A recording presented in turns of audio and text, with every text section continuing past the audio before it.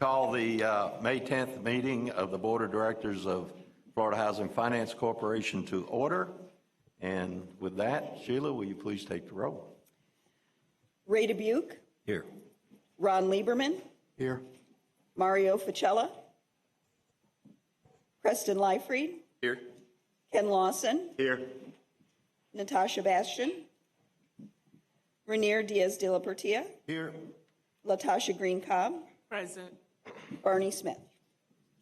Okay, before you get up, I would like to wish you a happy birthday. Thank you, Ray. Your birthday is today, which thank you, Nancy, for letting me know.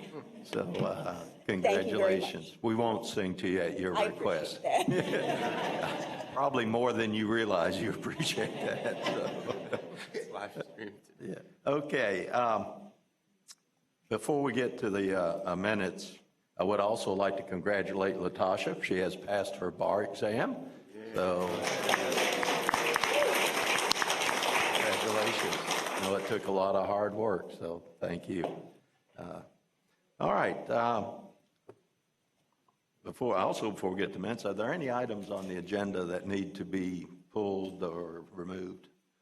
Mr. Chairman, I have one item, and that is in your consent book.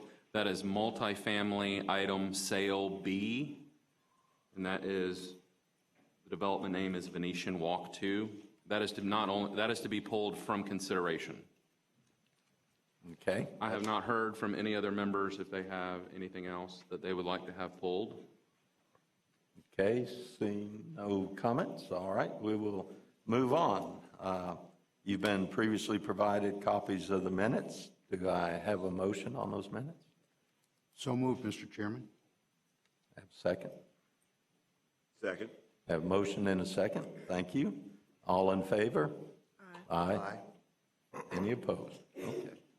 Very good. All right. Public comment section. Just to let you know, we have a mic over there. If you have comments on any of the items we're going to be addressing in the action item or in the consent, I guess you could do that too. Go ahead and identify yourself and what organization or company you're with. Yes, sir. Go ahead. Thank you, Mr. Chairman. My name is Jeff Sharkey. Appreciate the opportunity to be here. I'm a partner in Denton Cove Tax Credit Development in Apalachicola. And I want to just appreciate the staff's recommendation today and urge all of your support for our request and the staff's support for waiving the rules and exchanging our 2017 tax credits for 2019 tax credits. I'm going to tell you why. This is a very long-running tax credit development, affordable housing development in Apalachicola. I don't need to tell you, Mr. Chairman, all the other efforts of the board and the legislature recently to provide affordable housing in the Panhandle is a critical issue.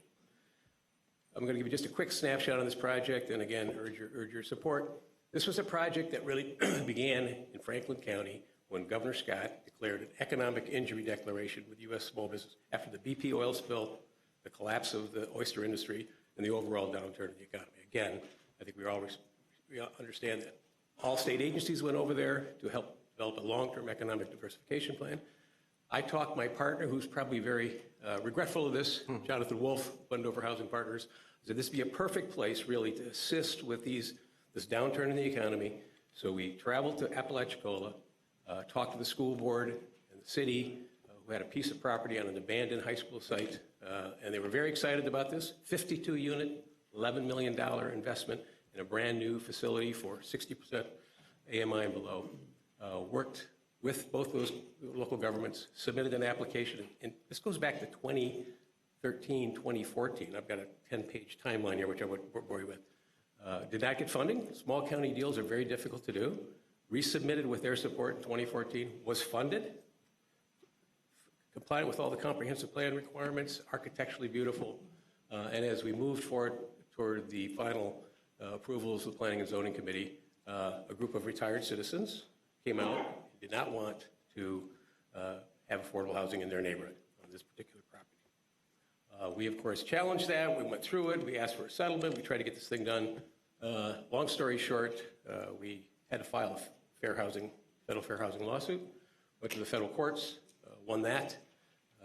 I won't get into the details of the property. Part of it was owned by the school board, and there's some roads, unconstructed roads and alleys that complicated. And the city then, to settle, to get out of the lawsuit, gave up these abandoned roadways. Long story. We've been through months and months and months of legal back and forth. We had a mediated settlement with the school board just not too long ago to actually purchase the additional property, even though it was granted by the city. The school board, again, approached by NIMBYs, froze, didn't approve it. And so that mediated settlement, which we would have paid extra for the property, is moving forward. I won't, again, belabor this, but I have to, with what's going on in the Panhandle, for me to watch people over there say that they don't want this 52-unit, $12 million investment. A portion of it comes from Florida Housing and with their gap funding is remarkable to me. Nonetheless, so, and we chatted a little bit about this, and this has been going on since 2013, 2014. And you asked me, why would you continue to fight this, knowing it's expensive, you may lose, but at the end of the day, my partner Jonathan Wolf just says, if you don't stand up for these principles, it's the right thing to do, it's needed for the community. People who don't have voices really need housing. And now you have the Lime Rock fire over there. You've got another Hurricane Michael. I mean, it's more desperate than ever. I mean, I think that your support today for home funding, the legislature just put $110 million over there. So this is really a critical issue. And again, all the developers out here experience this NIMBY challenges. So we're going to stay the course. I'm not sure where it's going to end up, but we're going to try to stay the course. And again, this request for the waiver is super important, and we really thank Trey and his staff who've been very understanding. This is not an easy deal. It's a very small deal, but it's important. So thank you. Thank you, sir. Any comments or questions? Okay, very good. Anyone else? All right. With that, we will move into the Audit Committee update. Ron? Thank you, Mr. Chairman. The Audit Committee met yesterday, May 9th. The Audit Committee commenced with the approval of the April Audit Committee minutes. The committee was presented with the Audit Committee Charter and the Office of Inspector General Charter for review and approval. The Audit Committee subsequently approved both charters. The Office of the Inspector General presented the finalized ethical climate audit. The Audit Committee culminated with an update of the ongoing audit of the multifamily program being conducted by their office. Thank you, sir. That's my report. Any questions for the Audit Committee? Just to give the board a heads up, we will be looking for another 1 or 2 members of the Audit Committee. So if you are so inclined, let me know and you'll be on the Audit Committee. Thank you. All right, moving on, rental market study presentation. I understand she's here. Come on up, please. Ann, is that the? Ann Ray? Ann Ray, with the Schimberg Center. Good morning. Thank you, Mr. Chair, and thank you so much for having me this morning. Was it? Okay.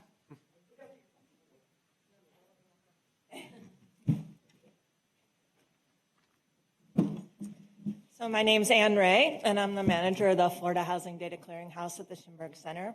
Coming this morning to present the results of our 2019 rental market study. So we do the rental market study for Florida Housing every 3 years. This is the 7th one we've done since 2001. And it provides an overview of rental housing trends in the state, and then specifically the information about housing needs, both geographically and demographically, that's used to allocate multifamily resources. So it's the basis of, the information is the basis of the sales split in particular. So for the past several years now, we've organized the report the same way. We start out with a general overview of statewide housing trends and focusing on low-income renters in particular. And then we have the core housing needs assessment that looks at the number of low-income, defined as 0 to 60% AMI renters, and cost-burden renters, defined as renters spending more than 40% of their income for their housing. And we compare those geographically. We look at household size, and we look at the split between 55 and older households and then younger households. We do an affordable available analysis, which some of you might have seen presented before, that looks at the availability of housing supply at different income levels. And then for the demographic splits, we look at specific demographic groups. So homeless, persons with special needs, farm workers and fishing workers. So all of that is used, again, for that allocation formula. And then finally, we do an overview of the state's subsidized rental housing stock. So both Florida Housing's portfolio, which is by far the largest piece of that, then other funders, HUD, USDA, and the public housing stock. And we try and take a look some at the tenant characteristics in it and preservation needs. So what I want to do is just summarize the findings from the statewide analysis and then go, I will kind of quickly through the different, I'm not going to read a bunch of numbers to you from the core analysis, but talk about maybe some of the things that we see that have changed, some things that look a little different now that we've seen in the past, or what there's been continuity. So to start with the statewide analysis, looking at just at housing tenure since 2000, as I'm sure you've seen in your work, the number of renters in the state has risen steadily, and that growth has outpaced the number of homeowners. So you have a lot more renters to work with than you do when we first started working on this study back in 2000, 2001. And not surprisingly, given the market, it's been a much bumpier ride for homeowners, where homeownership and the number of owners really grew up to the peak of the market. Then between 07 and 12 dropped in the recession. And what we've seen is that from 2012 to 2017, that number's pretty much been made up. So you're about at the peak number of owners that you had at the peak of the housing boom too. The difference is that since renters have kept growing, the homeownership rate is down to about 65%, from 70% at the beginning of the 2000s decade. So lots of growth in renters, kind of made up the growth in owners. But that hasn't been even at all age-wise. The growth in the state since the year 2000 has been a combination of over 55 households, both owners and renters, and younger renters. The number of younger homeowners under age 55, since the year 2000 has dropped. So that's the growth you're working with. Older owners, older renters, younger renters. As we've been adding all these renter households, of course, we've also been adding rental units, both new units constructed, units flipping from ownership to renting, single-family condos, apartments. And so we've added hundreds of thousands of rental units since the year 2000, but all of that growth has been in the over $1,000 gross rent range. On net, corrected for inflation, we've actually stayed stable or actually lost some under $1,000 units. So as renters at all income levels and all age levels are growing, we're really on net over time only adding higher cost units. So of course, you know, your portfolio has been a key part of that growth. Had you not been adding 0 to 68% AMI units, you know, most of your units are renting gross rent sometimes well under $1,000. These numbers would look a lot worse, and we'd see a lot more drop in the lower cost rentals. As the number of renters has grown at every income level, as the stock really has only grown at the higher rent levels, every income group since 2000 has seen an increase in the number of cost burden households. From the 0 to 30% AMI households, all the way up to households over 80 and even over 120% of AMI. So the light gray line there is the year 2000, the dark line is the number of renters in the 2019, excuse me. There's been growth in every group of households paying more than 40% of their income for their housing. But the growth on the 0 to 60% side is many, many more households. You know, it started out a lot more to begin with, and it's grown quite a bit. Households at 30 to 60% and to some extent 60 to 80% AMI are much more likely to be cost burdened now than they were back in 2000 as our housing stock has gotten more expensive. But the vast bulk of cost burden renters in the state continue to be households under 60% of AMI, continue to be the households that you typically serve with your programs. And to the extent that higher income households are cost burdened, they tend to be concentrated in a few high expensive, high cost counties. So the South Florida counties, some Central Florida and Treasure Coast. If you're going to find that small number of cost burden, higher income renters, they're going to be in these very expensive communities. Let me ask you a question here. Do you have this data broken down by counties? Yeah, so the report has a chart that shows each of these by county and also maps at the different levels. I'll show a couple of them. The last thing we looked at that statewide analysis is just to begin to explore what the renter workforce looks like. Because we use the term workforce, I think, in a lot of different ways. So we were curious about the extent to which renters at all different income levels were participating in the workforce. And what we found is that about 3/4 of renters, if you just look at renters across the board income-wise, have at least one employed person in the household. And most of the renter households that don't have a worker, either all the members of the household are elderly, have disabilities, or both. So across the board, income-wise, there's really a tremendous renter participation in the workforce. And in fact, for every income group except the lowest one, the majority of renter households are working age, non-disabled, employed households. And again, most of the households who are not participating in the workforce or not employed are elder or disabled. At the very lowest income level, at the 0 to 30% AMI, it's more an even split. About a third of the households are employed, working age households. About a third are elder or disabled. And then about a third are working age and not employed. So really, the workforce in our renter households spans the gamut.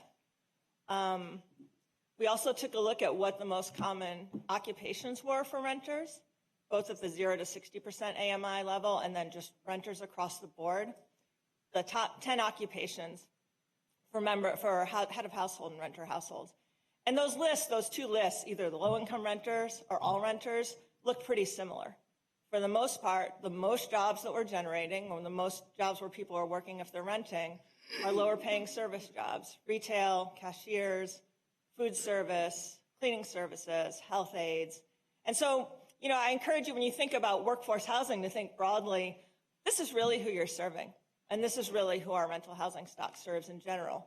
And given that decline in the number of low-cost units, your ability to serve this workforce is really critical. So any questions before I go on about the statewide piece of it? One question, Mr. Chairman. Yes, sir. When you looked at the increase in rental costs, have you noticed an increase percentage-wise in the cost, like you looked at the last 3 years compared to the prior years?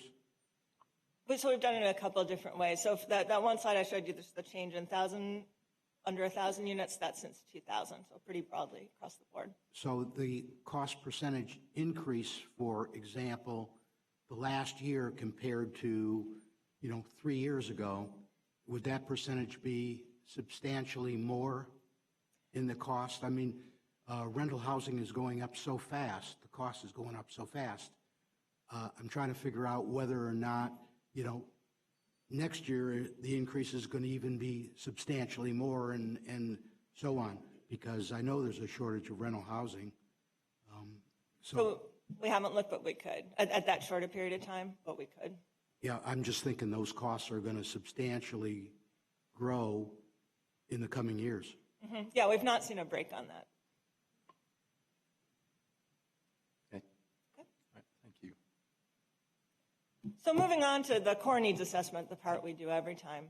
Just looking generally at low-income, cost-burden renters, we estimate that there's almost 796,000 cost-burden low-income renters statewide. That's an increase from about 756,000 since the last time we did the study, which was 2016. And looking at the numbers, in this case, it's not so much because rents have spiked so much since 2016, but just the number of low-income renters has grown in general. So as we continue to add renter households, low-income renter households, 69, 70% of them will be cost burden. The majority of them will be cost burden. So the more households, the more in the raw numbers we get. And this gets to your question about looking by county. These trends look pretty similar to what we've seen before, where the large counties have the majority of cost burden renters. There's actually a little bit of a shift, a few percentage points off the large counties and into the medium-sized counties. But in general, that's a split we tend to see. almost 2/3 in the large counties, a little under a third, around a third in the medium counties, and then a small percentage in the small counties. Demographics, size-wise, look pretty much the same. Most low-income household cost burden renters are small households. And in fact, when we looked at the number of household members and the number of workers in those working households, a lot of times the reason that their incomes are so low is because there's only one person working in one of those low-wage jobs. Higher income households tend to have 2 working adults. But in general, again, the vast bulk of the need is for lower-sized households. For elders, we did see a substantial increase in the number of over age 55 households who are cost burden renters. I think the 2016 number was about 235,000, and up from 31% of all the cost burden households to 34%. So if you think about the increase that we're seeing in the number of over 55 households, we have more of them, and they're making up a larger share of the cost burden households. That's a trend that we've seen now for the past 2 or 3 rental market studies, where elder households or households that would qualify for Florida Housing's elder properties are making up a larger and larger share.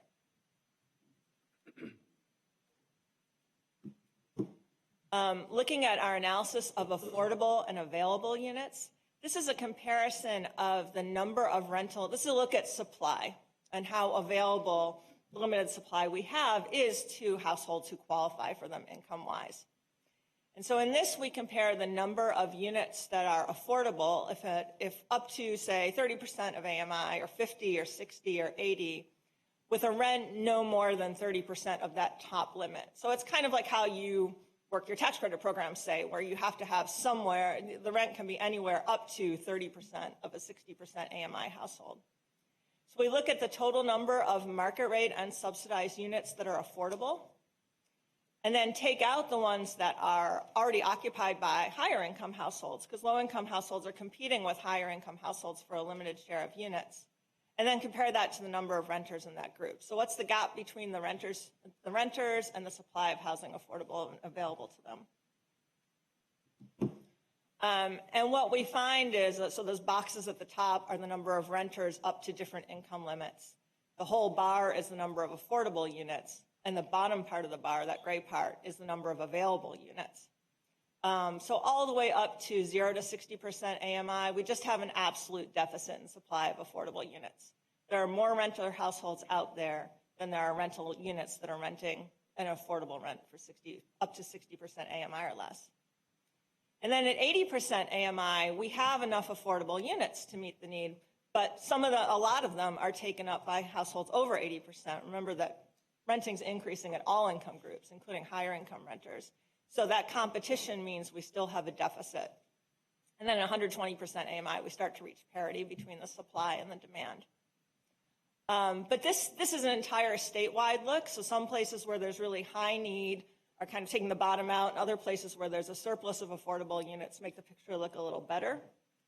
So we did look at this regionally at different income levels. These next couple of maps, when you see an area, a region shaded in dark, it means that it has a real deficit of units.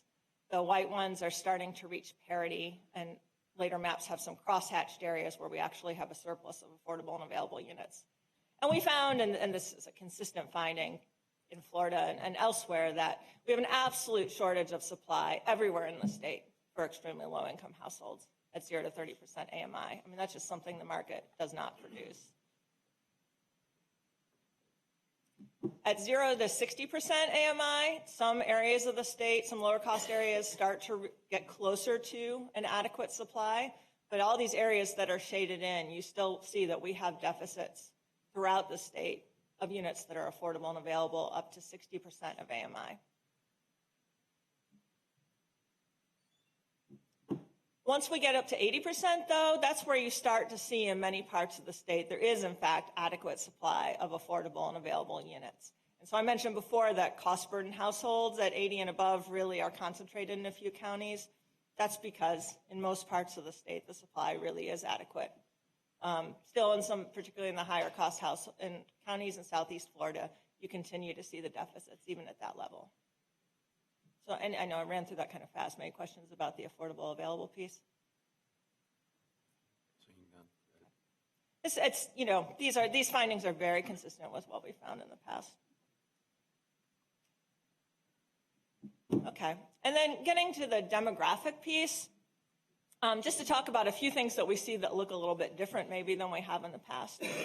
For homeless families and individuals, we estimate them using two data sources. One is the point in time counts that regional homeless coalitions do every year, so that's counting families and individuals who are in shelters, in transitional housing, and in unsheltered locations.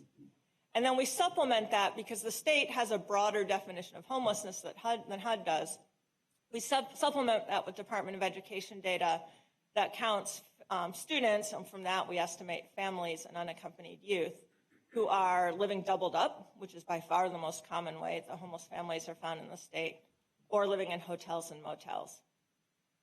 And so what we find is the number of individuals we counted using those two sources has dropped a little bit since the last study, and the number of families has gone up a little bit. And specifically, the point in time counts really are finding fewer homeless individuals. I mean, there's a definite win there that we should be keeping an eye on, both because there's been more of an effort to get veterans into housing immediately through the HUD VASH program, because there's been more of a rapid rehousing and homelessness prevention focus, and also because HUD has changed its funding focus from transitional housing, where people are still considered to be homeless when they're living there, to more permanent supportive housing, so people are leaving homelessness. So again, there's a victory in that. We do see continuing increases in the number of homeless students counted in our state schools, up to about 95,000 in the last school year ending in 2018. And we've seen steady increases, in part because of the housing crunch, and in part because schools have really made a concerted effort to identify homeless students and people who might not consider themselves to be homeless, or the school might not have thought of that way, who are eligible for assistance and help, both with education and housing, if they're identified as homeless. But also in this year, we saw about 19,000 students who said that they had become homeless because of hurricanes. And the majority of those, again, this is the school year ending 2018, were students moving from Puerto Rico to Florida because of Hurricane Maria. Yeah, I can give you an update. Bay County, I heard a presentation last week. They had roughly 700 plus students that were homeless before the hurricanes hit over there, and now they're over 4,000. And that's living with other people, couch surfing, whatever, but not living in tents or living on the road. And that's not even counting the people who moved to who left. Yeah, that's for another right. A county. lot of people left. Yeah. So it's a serious issue we've got. Yeah, so that's been, in addition to this increase, that's been a really, and that, you know, devastating loss will begin to show up in our future studies.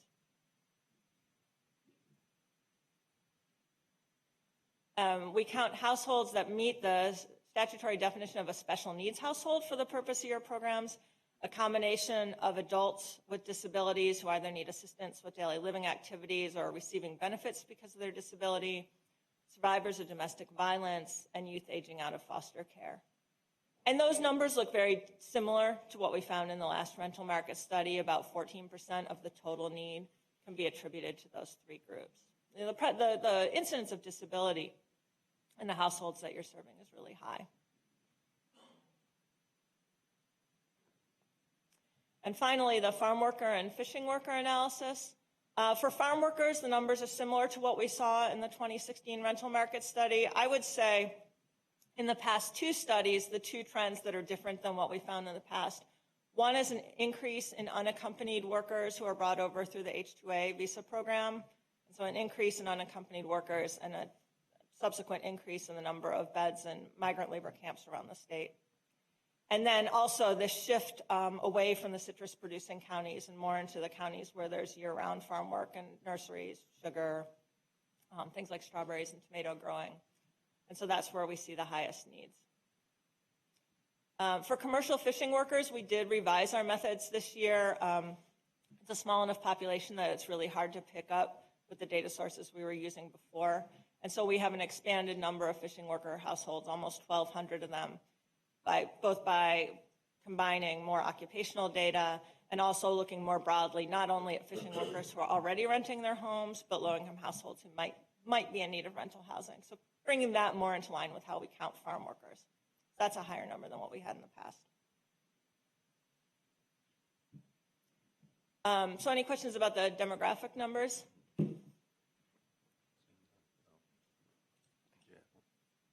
One quick question. You looked at the production of housing units from 80% and below in the last few years. How many have been produced in comparison to the need? Are we producing less than the increase in the need? I mean, are we fighting a losing battle? Is what I'm trying to get to. Well, the number, I mean, that you can see in the number of cost burden households going up and looking, I guess, over a longer period of time. But yeah, new production, other than what, and show the difference in what a affordable housing unit looks like compared to the market. But certainly what the market is producing tends to be higher end housing. So, you know, you call it fighting a losing battle, or I guess plugging a hole that would be getting bigger and bigger if you weren't doing what you were doing. But yeah, the under 60 or maybe even under 80% AMI production is mostly the subsidized stock. You know, and then some natural filtering of aging and substandard units. But certainly, if you want a nicer unit, you're looking at the subsidized stock. Thank you. Right. And did you say that did you show that there is an increase in the number of farm workers renting in the last? I would have to compare. I think it was actually slightly up from the 2016 numbers, yeah. Okay. So we did see more. Okay, thank you. And then finally, just providing an overview of the kind of housing stock that's providing that below market housing. We looked at the traditional public housing stock and then the much larger portfolio of privately owned subsidized housing, and the Florida housing units, almost 200,000 of them, really are the bulk of what the state produces for affordable rental housing. So that just, you know, it does fill a hole that the market simply can't. You've probably seen this before in your reports, but just comparing different to the tenant income and different types of subsidized housing compared to renters overall, you're serving the typical Florida housing unit serves a household on average earning about $24,000 compared to over $50,000 for that wide gamut of Florida renters that includes both people living in subsidized units all the way up to people living in luxury units. And then the units with deep rental subsidies, so HUD, public housing, some of the rural development units, the income levels are much lower, as they are for elder households in Florida Housing's portfolio. So you really are serving a group that the market simply does not. And you see that in the rents. The average rent for a Florida housing unit is $744. So you're producing those under 1,000 units that otherwise we're losing. And then for the deeply subsidized units, where people are paying 30% of extremely low incomes, they can range $250, $300 a month, as opposed to over $1,200 for the median gross rent, including utilities for all units in Florida. The report summarizes, I don't need to go into it too much here, units that are at two types of risk that may be in need of preservation. One is the units with expiring subsidies, and we looked at Florida Housing, HUD, and USDA units where subsidy restrictions expire by the year 2030. And the other is the aging portfolio, which may continue to be under affordability restrictions, but are at risk from deterioration. And I just want to call your attention to one thing, which we had in our last report too, looking at the timing of expiring subsidies for Florida housing units. So these are properties that were, these are properties hitting 30 years of operation typically, back when, you know, you had properties under 30-year restrictions that were subsidized by 4% credits, 9% credits, sale, bonds, and home included. And there's going to be two waves of those over the next decade. The first are 9% credit deals. Those are the ones in black for each year. So those are early 1990s deals that had 30-year restrictions, and those units start to leave the inventory about 3 years from now. And then those taper off as we started to impose 50-year restrictions.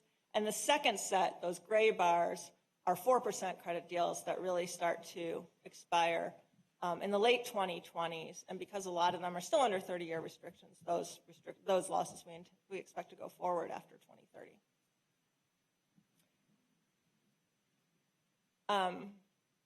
We did, as I said, look at the aging units, and there we bring in the public housing units as well. So properties that are hitting 30, that are at least 30 years old, either they were built more than 30 years ago, or they haven't, we moved properties up if they had gotten funding for rehab and preservation. But we have a fairly large stock of units that are hitting 30 years or more. Most of those are HUD multifamily developments or public housing developments. And so there's a real need for continued investment in preservation of these aging properties, which may or may not have expiring affordability restrictions, but are at risk just from deterioration. And then the final thing in the report, I don't have it up here, but is we did want to point out that you're already doing that. That we looked at properties that were in the federal stock, either public housing, HUD multifamily developments, or rural developments that were, existing ongoing properties before Florida Housing came in, and then Florida Housing allocated preservation or rehab funding.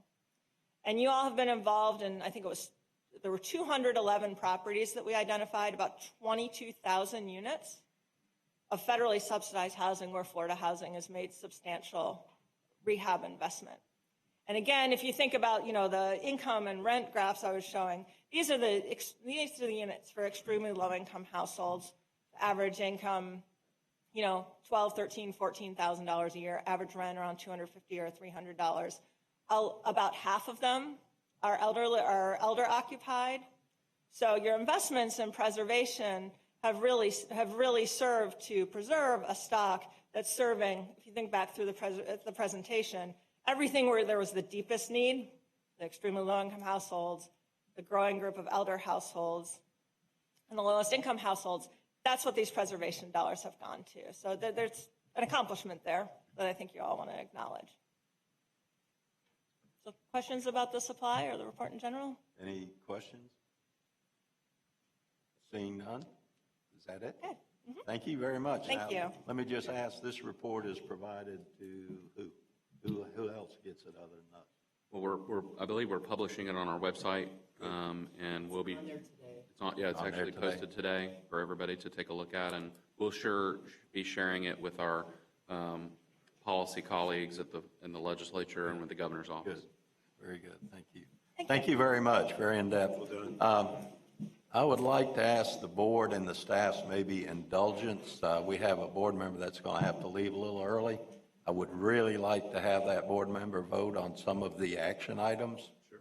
So we've got several more presentations, and I'm afraid we might not get to vote on them. So with that, let's move the presentation part of the agenda towards the end after it. Yeah, I know. But we've got the first item is the finance unrestricted, so that's an action item. All right, this is item A, finance. Right. Good morning. We're currently in the later stages of our annual audit, and we're preparing our financial statements and related footnotes. One of the footnotes is for unrestricted net position. For financial statement presentation purposes, Florida Housing's net position is either restricted or unrestricted. Restricted means there's a legal constraint on the use of those funds. This includes assets in the bond funds, which are restricted by bond documents, and the state and federal funds, such as sale, which are restricted by statute. For unrestricted net position, the board may designate part or all of it, either broadly or for specific purposes. The designations may be modified by the board at any time. Historically, we've designated net position into three main categories: for the single-family program, for an operating reserve, and for demonstration and other initiatives. The exact amounts for 2018 will not be final for a couple of weeks, but the estimates are pretty close that are in your board package. Again, this is for financial statement purposes only. This is not cash that is available, only a portion of it is liquid, and some of that is already committed to RFAs, like the viability RFA.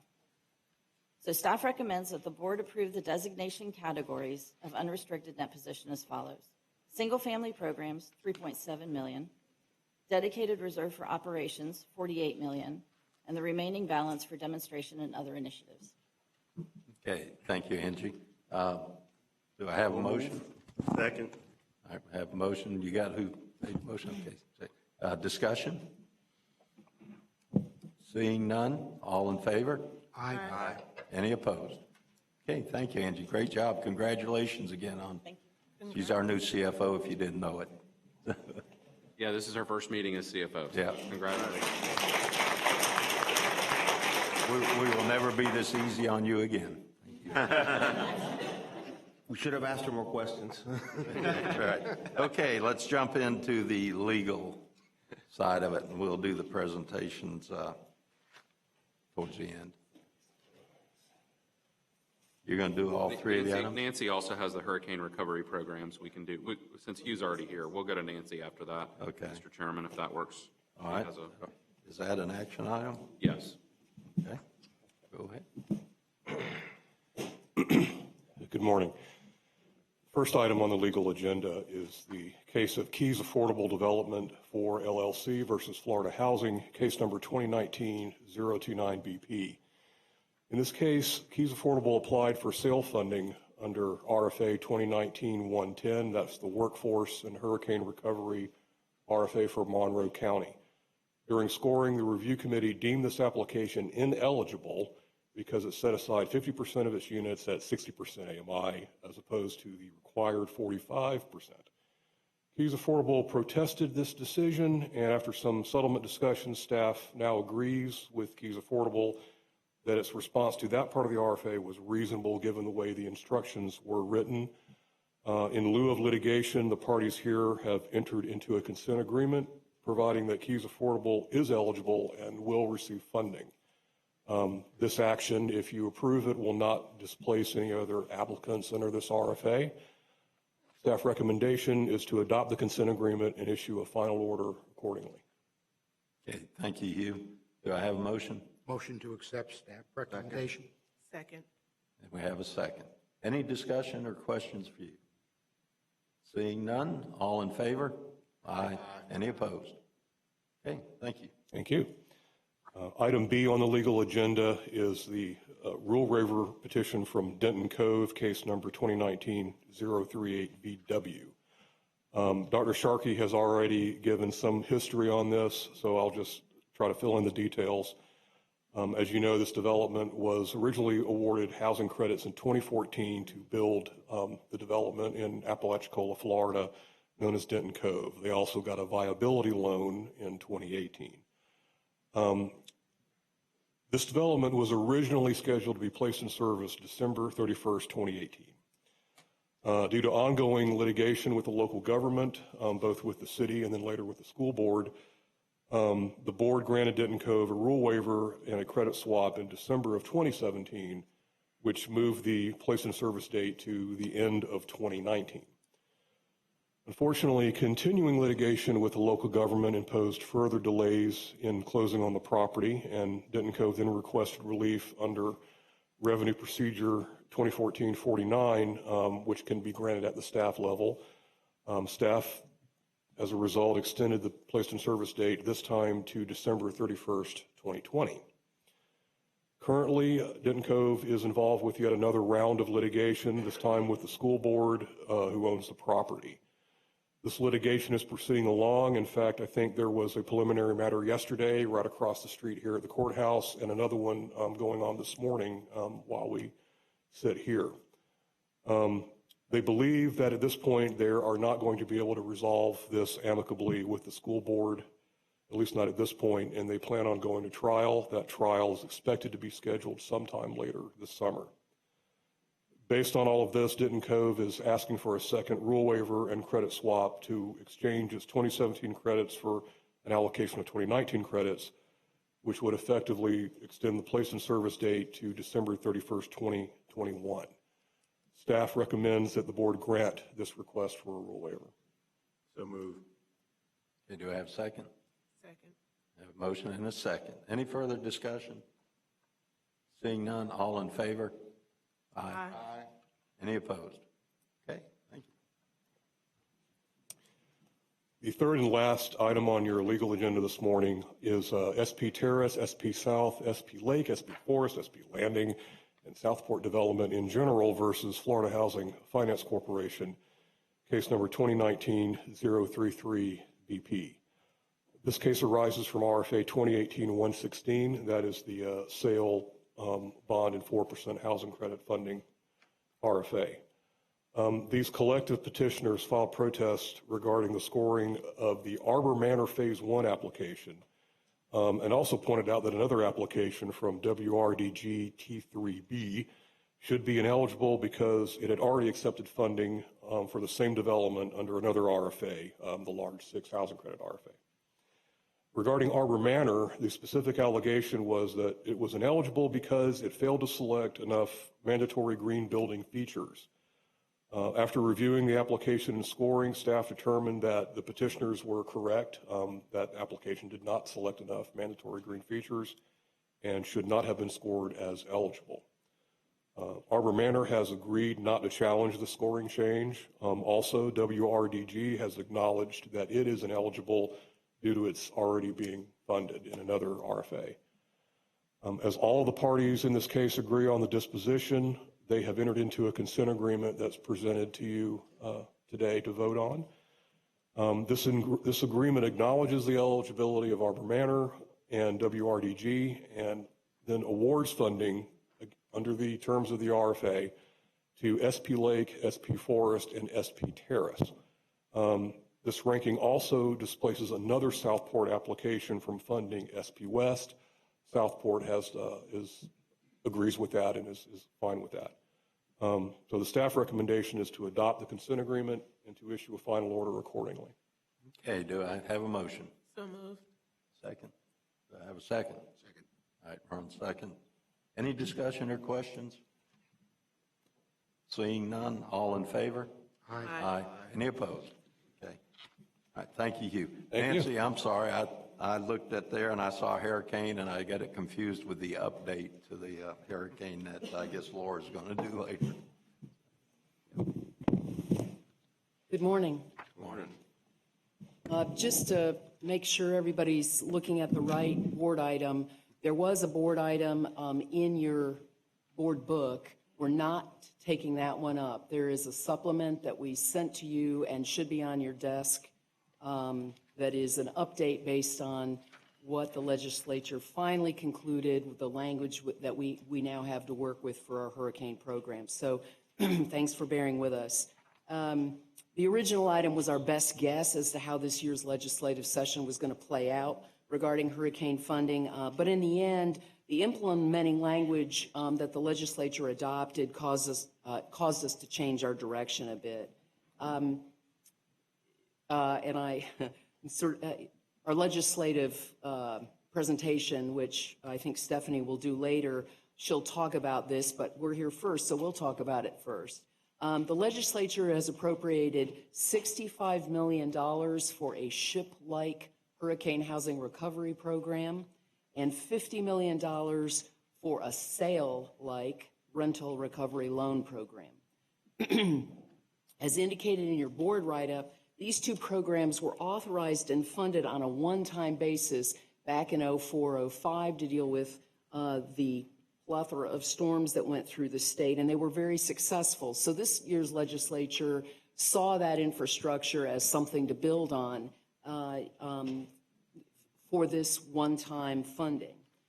So we're here today to ask you to authorize us to begin program development on these two programs. We're hopeful that the governor will sign this legislation, but even so, the actual funding for these programs won't begin to flow until about October at the earliest, when enough dock stamp revenues have been deposited into the trust funds to begin to draw on them. So this gives us more than enough time to work on program development with the local governments that will be participating, as well as on the rental side, go through, and we can even issue a competitive solicitation before the funds become available.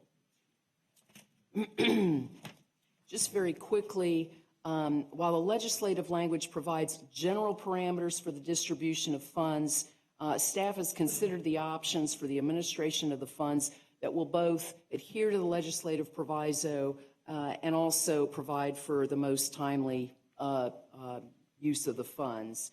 We've outlined the general approach for each program in the supplemental item.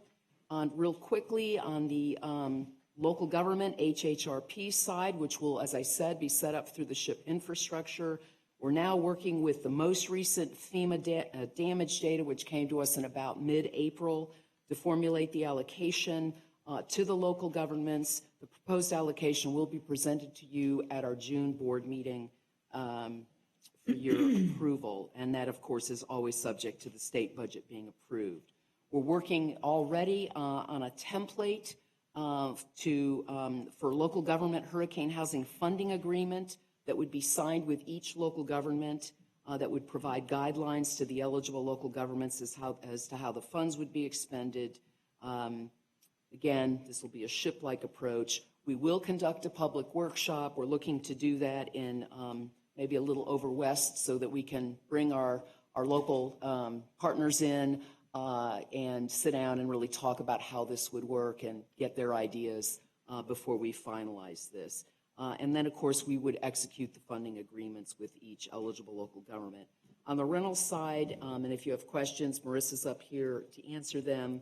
We're looking to develop a draft competitive request for applications, conduct a workshop with the public, folks who are interested, to discuss the proposed terms of the RFA, issue that RFA and award the funds on a competitive basis, as we normally do, bring those, of course, to you for approval.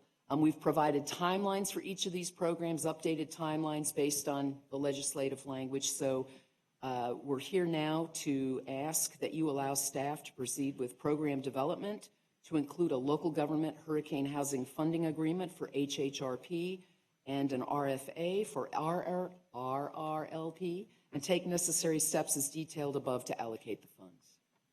Okay, thank you. Motion to approve the recommendation? Second. Second. Have a couple of seconds, okay. Any questions? I'll just make a comment. Thank you for taking this on and getting it done quickly, because every time I hear anybody talk in the Panhandle, elected officials especially, they talk about lack of housing is the biggest issue over there right now. So thank you for doing it, and I would encourage you to do it as quick as you can. Okay, if not, no other questions. All in favor? Aye. Aye. Any opposed? Okay, thank you. All right. Go on to Yeah, family multifamily. programs. Yep, Jesse?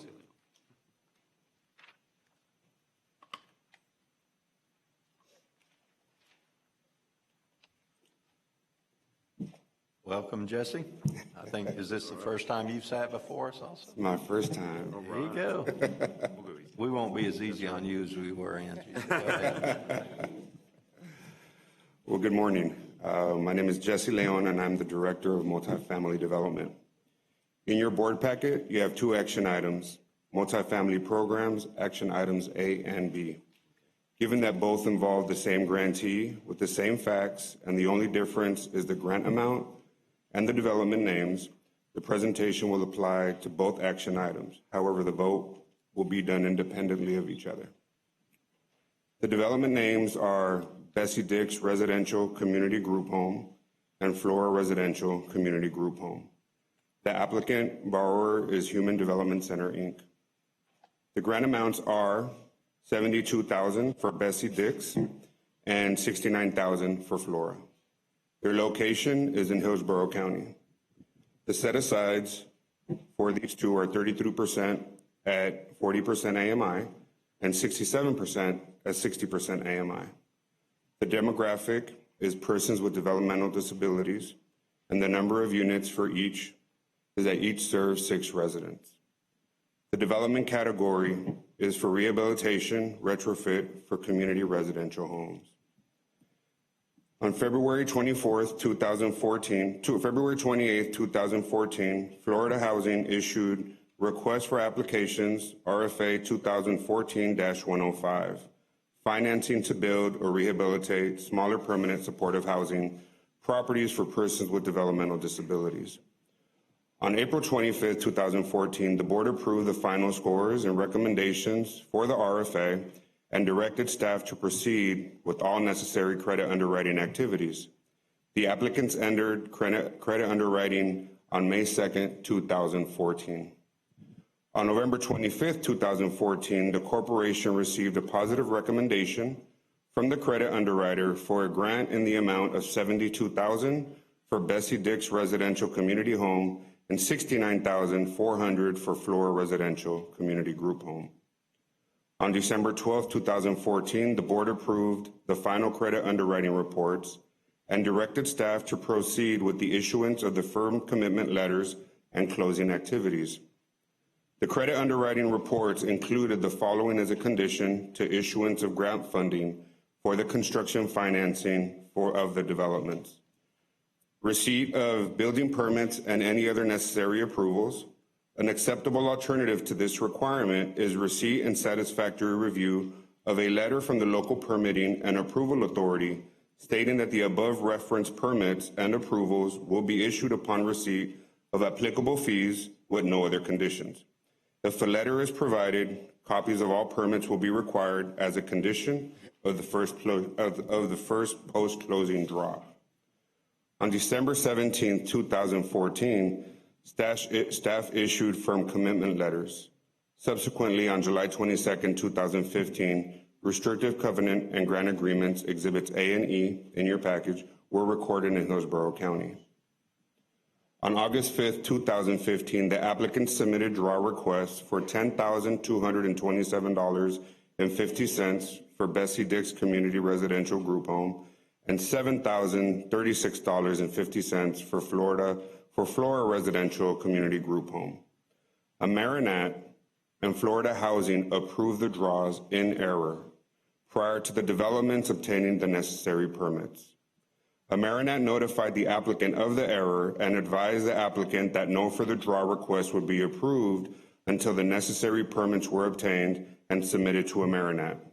Since this time, the applicant has been unresponsive to requests from Amaranat and Florida Housing. Moving forward, on February 18, 2018, Florida Housing emailed the letter, Exhibits B and F, notifying the applicant that prior to taking any formal action for failure to obtain the necessary permits and to commence and complete the retrofitting and renovation within the time frame permitted in the grant agreements, that Florida Housing was offering an opportunity to bring the matter to an amicable conclusion. Florida Housing offered the following: that Human Development Center, Inc. shall repay to Florida Housing the grant funds dispersed to date, i.e. the $10,227.50 and $7,036.50, and agree to the deobligation of all remaining and undispersed grant funds. In exchange, subject to board approval, Florida Housing would terminate and release the grant agreements of record.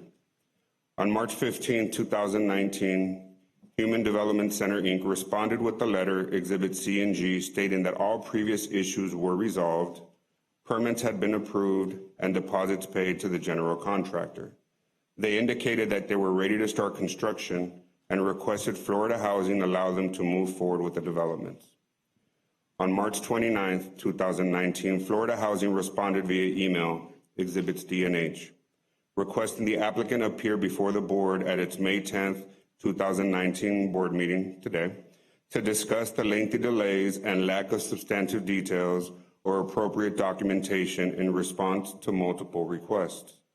Florida Housing was willing to recommend to the board that funding for this development move forward if the applicant could expeditiously move through this process, since almost 4 years have passed since the recording of the restrictive covenant and grant agreement. In addition, Florida Housing was recommending repayment of the funds already dispersed and the developments to be re-underwritten with current construction costs. Florida Housing requested the applicant to submit all due diligence items to Amaranat by April 26, 2019. As of May 9th, yesterday, 2019, the applicant has not provided any new due diligence items to Amaranat. Florida Housing was prepared to recommend to the board that the applicant be permitted to engage with Amaranat to re-underwrite the development upon repayment of the grant funds dispersed to date, if due diligence items were submitted by April 26, 2019. However, due to the fact that no response was received by Amaranat or Florida Housing by said date, staff now recommends repayment of funds dispersed to date, deobligation of remaining grant funding, and termination of the restrictive covenant and grant agreements. The recommendation: Staff recommendation is not the one stated in your package based on these current events. Staff recommends to approve the repayment of funds dispersed to date, the obligation of remaining grant funding, and termination of the restrictive covenant and grant agreements for Bessie Dix Community Residential Group Home and Florida Residential Community Group Home. It is my understanding that we have a representative in the audience that may want to talk to this and hopefully provide updated information so that we can bring this much needed development for this specific demographic to fruition. Thank you. Thank you. Okay, do I have a motion? So moved. Second. And we have a second. Okay, before we have the applicant or representative come up, do we have any questions for Jesse? Okay, sir, if, you look like you're anxious to get up to the mic, so if you would, please state your name and the organization you represent.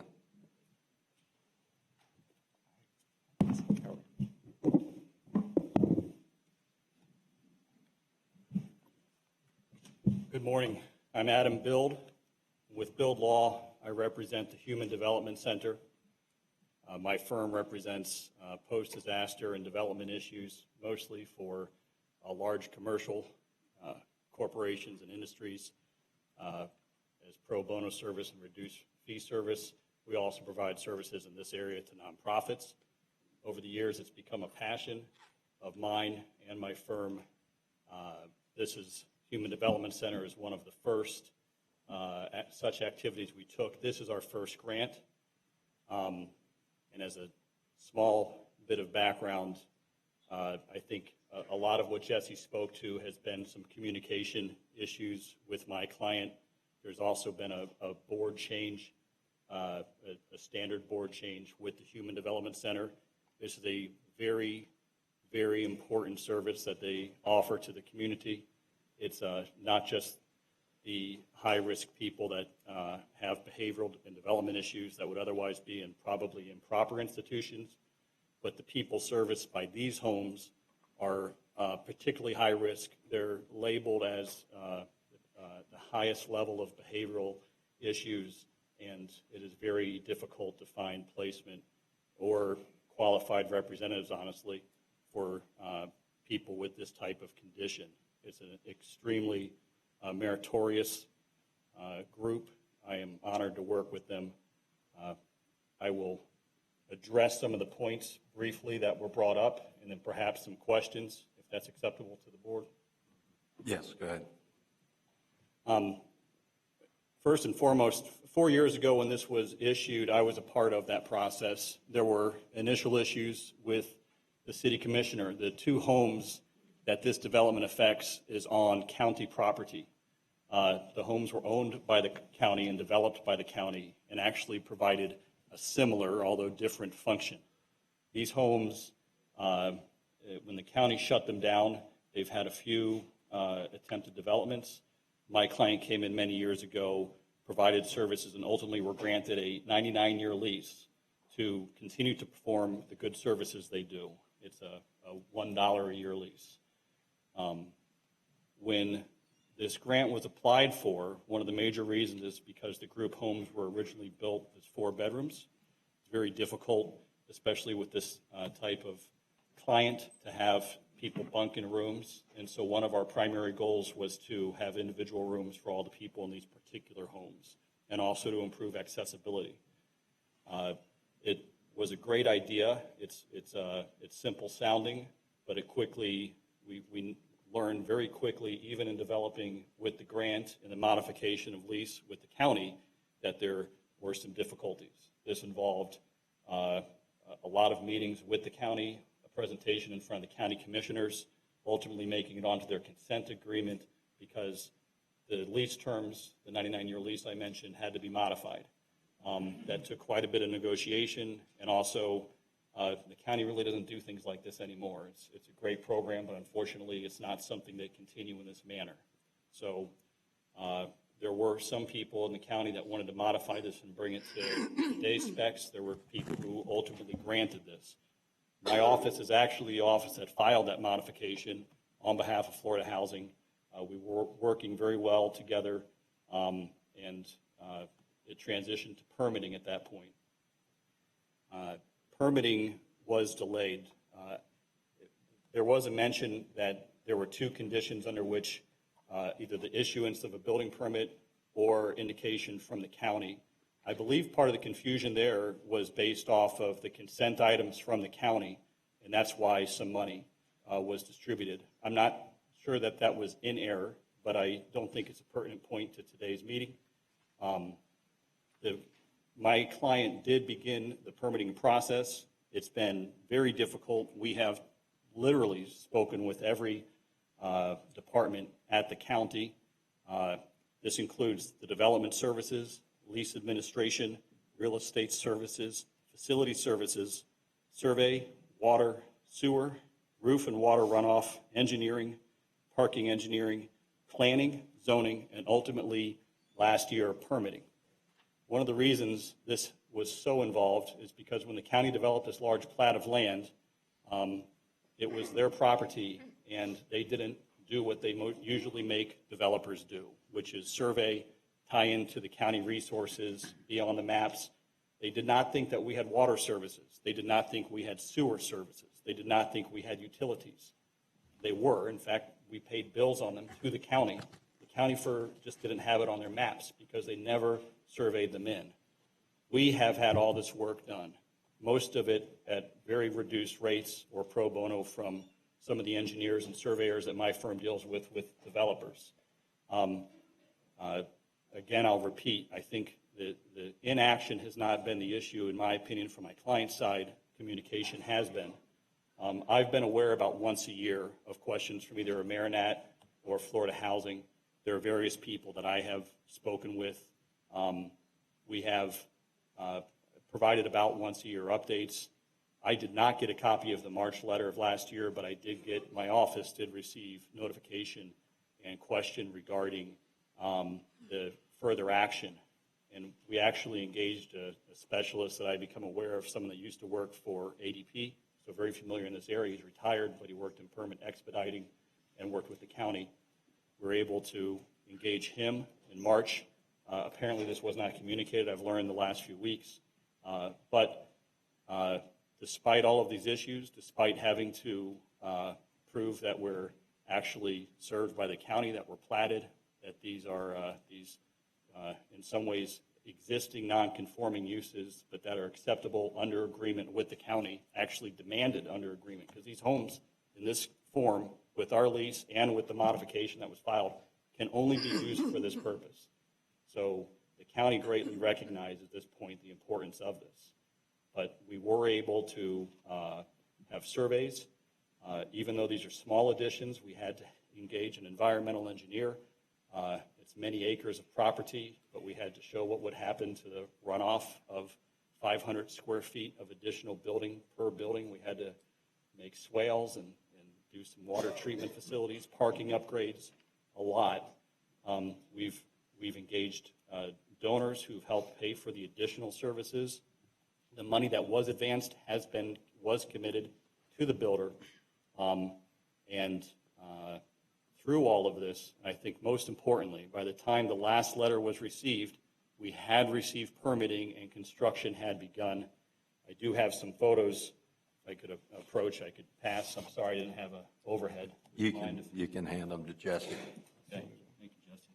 I guess what I haven't heard you say yet is, why has your client been unresponsive to our requests for information? I mean, it just seems like we're being totally ignored, and something that's been going on for almost 5 years. Yes, Jesse, go ahead and deliver them. There's an extra copy for you. You know, I've heard all the problems they've gone through, and that's something everybody goes through, but we've been asking for copies of these permits and other material, and we haven't gotten them, and I don't know why. So could you answer that? Yes, sir.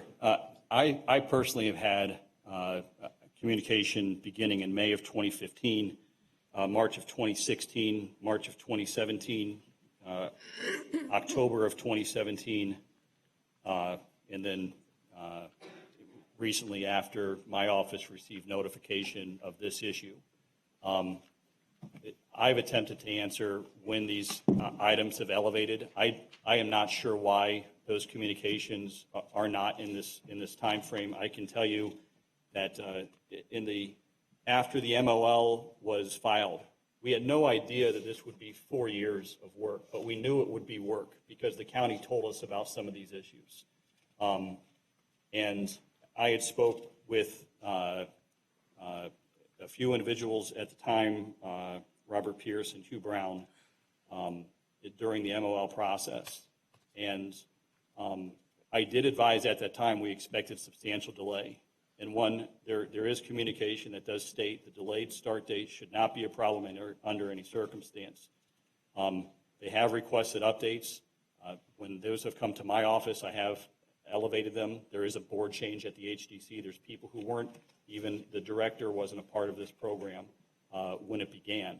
They attempted to answer this letter. You may have caught that the initial recommendation, a letter that went out, talked about recapturing the funds, which is difficult for my client because we would have to actually seek a donor to bring us those funds because they've been spent with the contractor, and then reissuing. They were, in their response, I think it's clear that what they're trying to do and what we would like to do is either modify the recommendation or vote against to allow the ongoing project. As you can see by those photos, we have site work done. There's utilities that have been laid. This was done prior to the last letter. It was begun prior to the last letter. There's sewer services in, underground power, and there is, as you can see, a stem wall, a footer poured, and block work that's under construction currently. This is under the contract without modification that was presented when this grant was approved. One of the concerns Florida Housing in the email that I saw had to do with interest in redistributing after recapturing, but that would be under current pricing. We're very fortunate that our contractor has recognized our cause and is willing to continue this work under that same contract that was already reviewed and already begun process, technically already distributed in part. And we would ask for continued funding under that. Any condition or update service, my firm, instead of being involved in, we've been very involved with the county. We've been less involved with regular communication with you. We may be better outfitted for that. I do have people that work just in permitting and expediting public records requests and dealing with municipalities, administrative oversight panels. So we are fully capable of doing this. I would offer my firm services. If there are additional services or conditions, formal or informal, that the board or overseers would like to put on us, then that would be something we're interested in doing. We are working. It is under contract.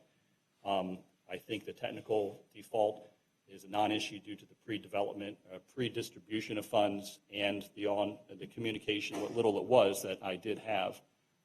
But legality aside, I think it's easy to see, one, it's a meritorious cause, it's a good cause, work is progressing, nothing has happened with the money that's improper, and if you would allow the continued distribution and funding of this project, we would be very grateful. Okay, thank you, sir.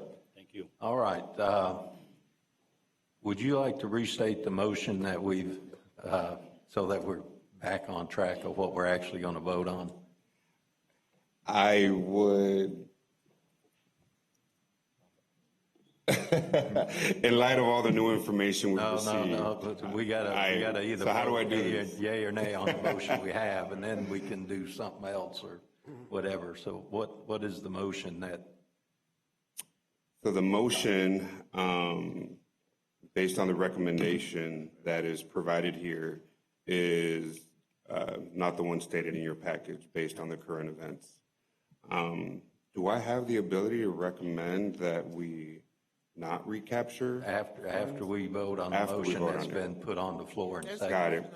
So the staff, so according to the, based on the motion that's on the floor, staff recommends to approve the repayment of funds dispersed to date, the obligation of the remaining grant funding, and termination of the restrictive covenant and grant agreement for Bessie Dix Community Residential Group Home and Florida Residential Community Group Home. Okay, thank you. And the core reporter agrees with that? Sure, okay. All right, so that is the motion we have. Now, if there's discussion from the board to either of these gentlemen, now we can go on. So I would like a succinct response as to if Jesse and the rest of the staff is satisfied with what was provided here. I'd like to ask the underwriter to step in to see what type of new requirements we would need. Based on what's presented and the fact that the general contractor on this project has committed to continue construction based on the originally contracted price, and the fact that, we see that money has been expended based on the previous allocation. I would like to see what the underwriter would have to say. All right, now before we do that, what are the dates of these pictures, just month and year? They are all within the last 2 weeks. Within the last 2 weeks, okay. Yes, sir. And they are of the units that we're talking about? Yes, Not absolutely. somewhere else, okay. No, sir, absolutely. Good question. Just trying to cover bases. Okay, if you will, go ahead and state your name and organization, please, for the record. Ladies and gentlemen of the board, my name is Mark Fredericks. I'm a Senior Vice President of Multifamily Services with Amerinet. We underwrote this transaction and closed this transaction, unfortunately, without the appropriate due diligence to do so. That being said, a couple months ago after this letter went out, we followed up with a due diligence checklist very specific of what we needed to ensure that this development would be built under the terms of that contract, the cost, to ensure that the permits obtained were with a set of plans that were approved in accordance with what was required and committed to in response to the RFA. And as Jesse mentioned, to date we have received nothing. Mr. Bild is correct. We've had several conversations over the years. And oftentimes it was, we should have these permits in a couple of weeks. And to date, we have not received any of those permits. We have not received the plans that these permits are supposedly based on. I've not received an update saying that this contract is valid for the price. So obviously I have several concerns as to whether or not this can continue. And without that information, no idea. Tasha, does that answer? Satisfies me, I'm ready to vote. Okay. Any other questions? Okay, now we're voting on the motion that has been seconded on the floor. Can I briefly respond to that? Sure. There has been, and I've seen an email. It may not have been to Mr. Fredericks. There certainly was an email addressing the bullet points from the current director of the Human Development Center. It was responsive in those plans were not specifically requested, but there was status requested in that email and letter that went out. There have been emails back and forth between the director.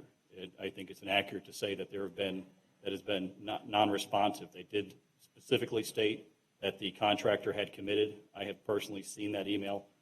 They did state that the work has begun and the permits had been issued. And as far as everything that was just listed off, I actually have all of those documents from the county. That's part of what we did, a records request from the county prior to this. I could easily forward that. That could be a condition today.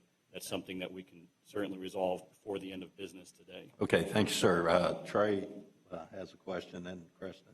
Yeah, so my question, I guess, could be for all three of you. How realistic is it that the construction contracts are going to be honored from 4 years ago? I understand that pricing for construction has increased dramatically in the last 4 years. So I guess I'll start with Mark and go down the line.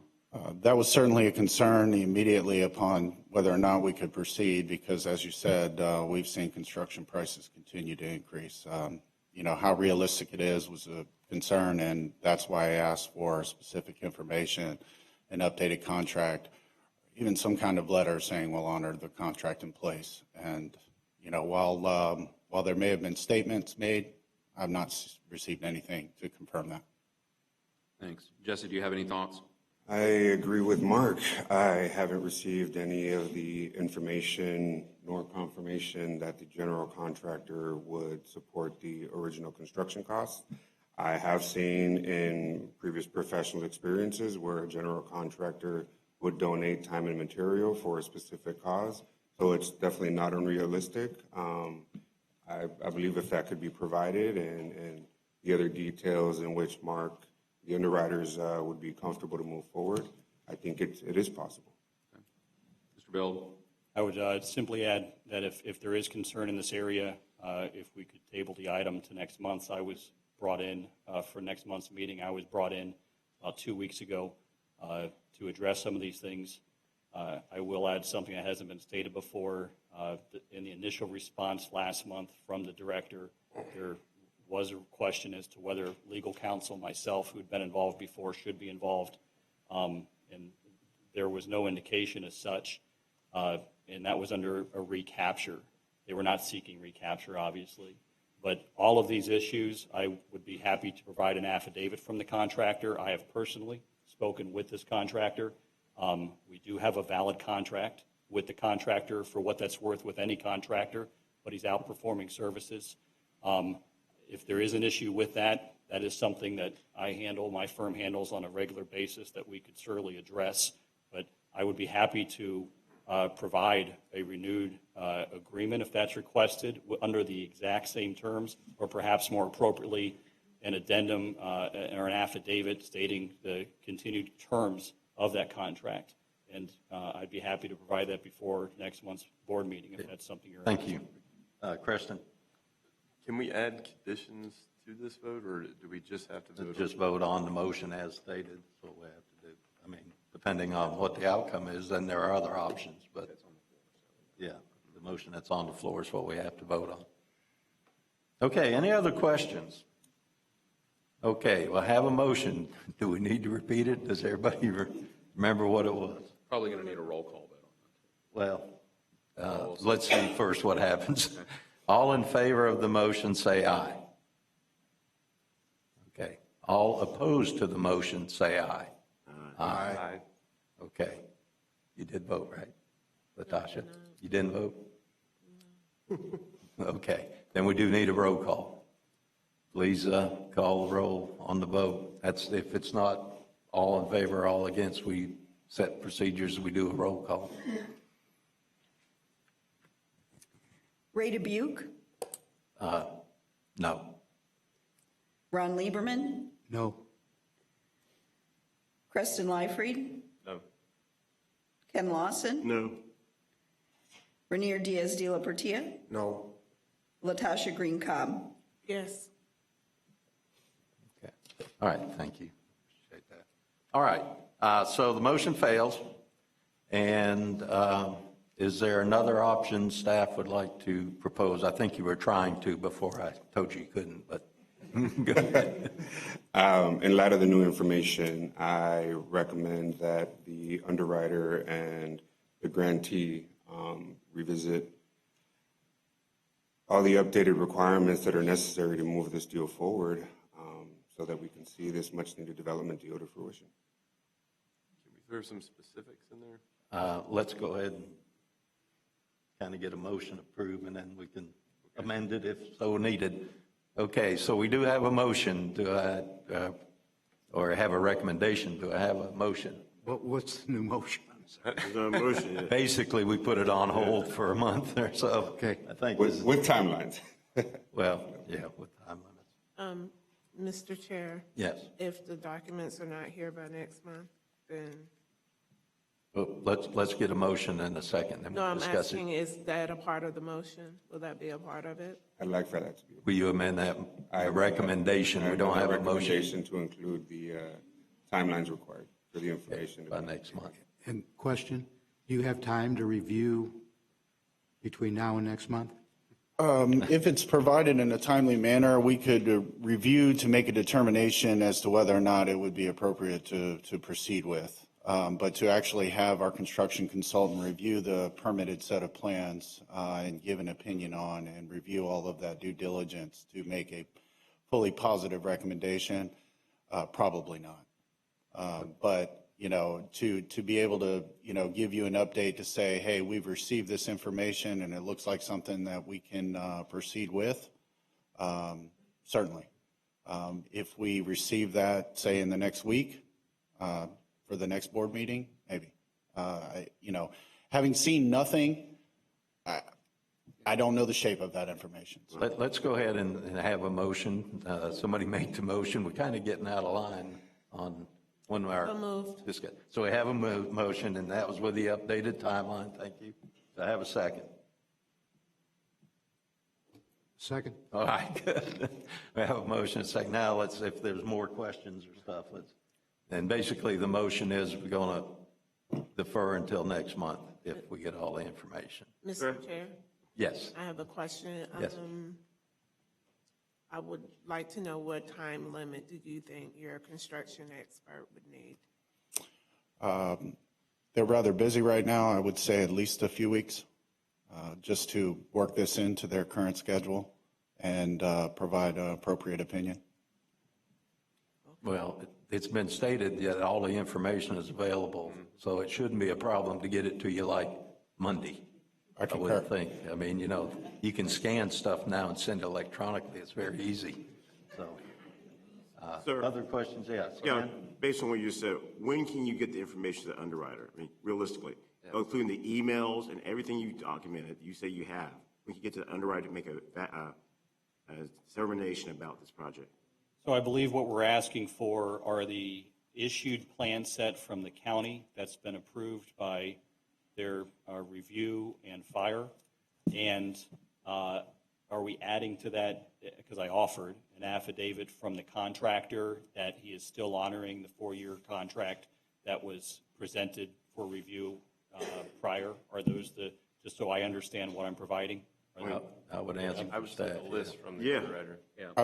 I would propose the list that was provided previously to your client. And would you re-provide that to him so that they have it? That was in part for recapture. So this is being done not under recapture, but under consideration of ongoing funding. The information request would be the same. Right. We have nothing right now, so we need to make That- this. Yes. So without the additional items I mentioned, just what's in the list. Yes. Okay. What day? So the construction permits, the plans that I have, this is what I do. I can have very quickly today. As far as the list, I'd like to review that. Next week is certainly, I think, a reasonable. When next week? Thursday of next week. Thank you, sir. Thank you. Very good questions. I appreciate the board's questions on this. And so we've got a motion and a second. I guess the only comment I make is next month, if this stuff is not provided, you can come back if you want, but it ain't going to be pretty. Thank you. Understood. All right. One quick. Yes, Ron. Discussion item. If this contract is 4 years old, obviously there was no timeline on when the completion date was.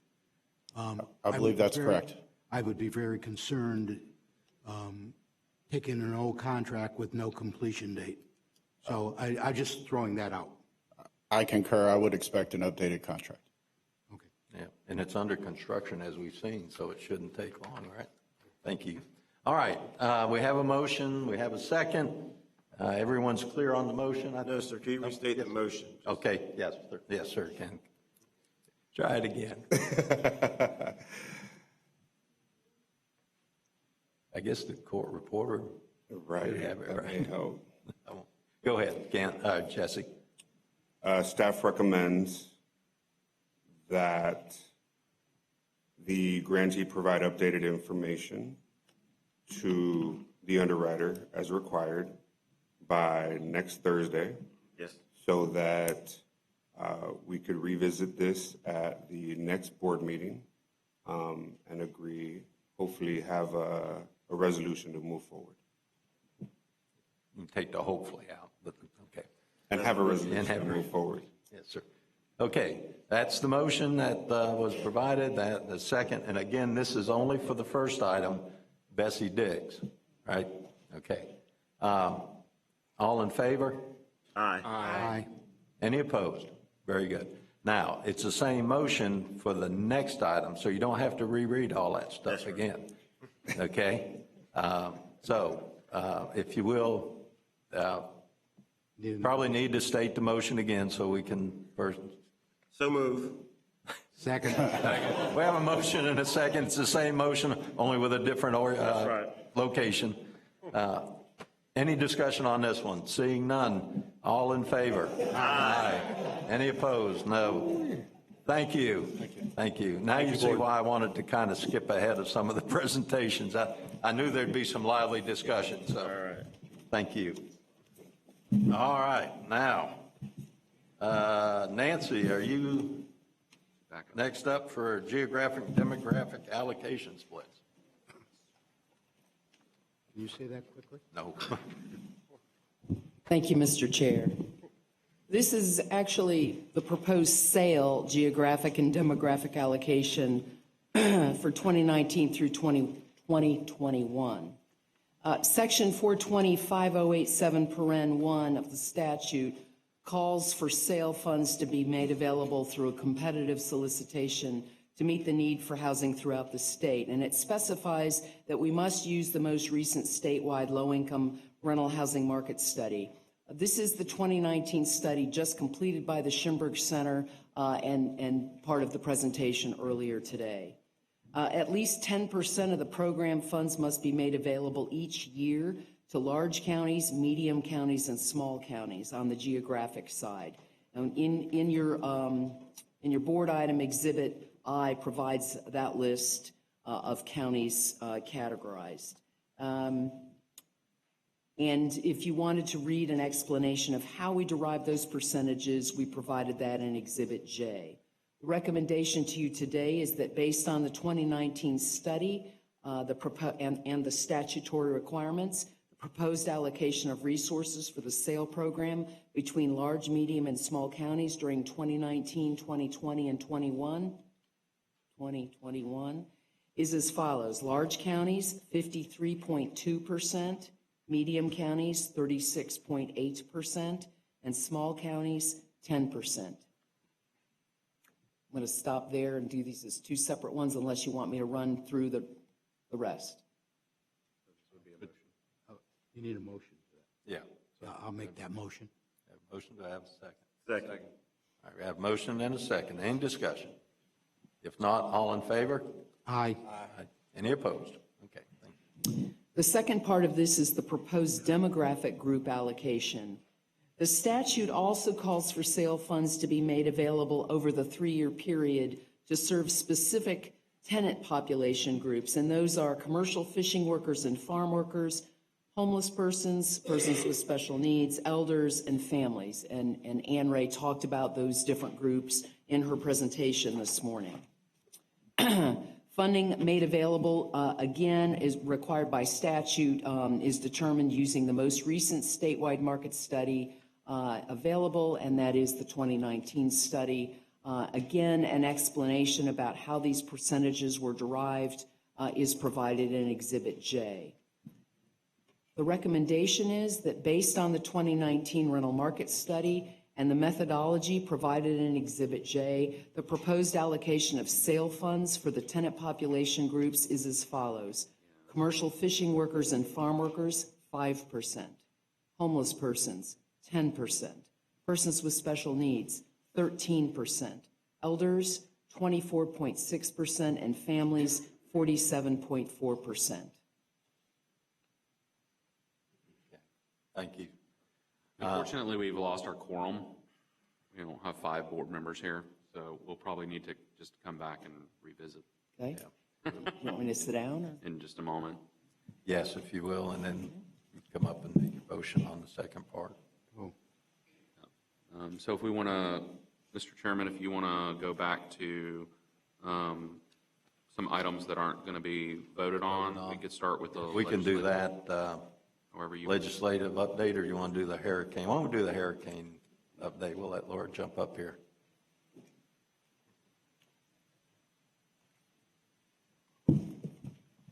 Good morning. Morning.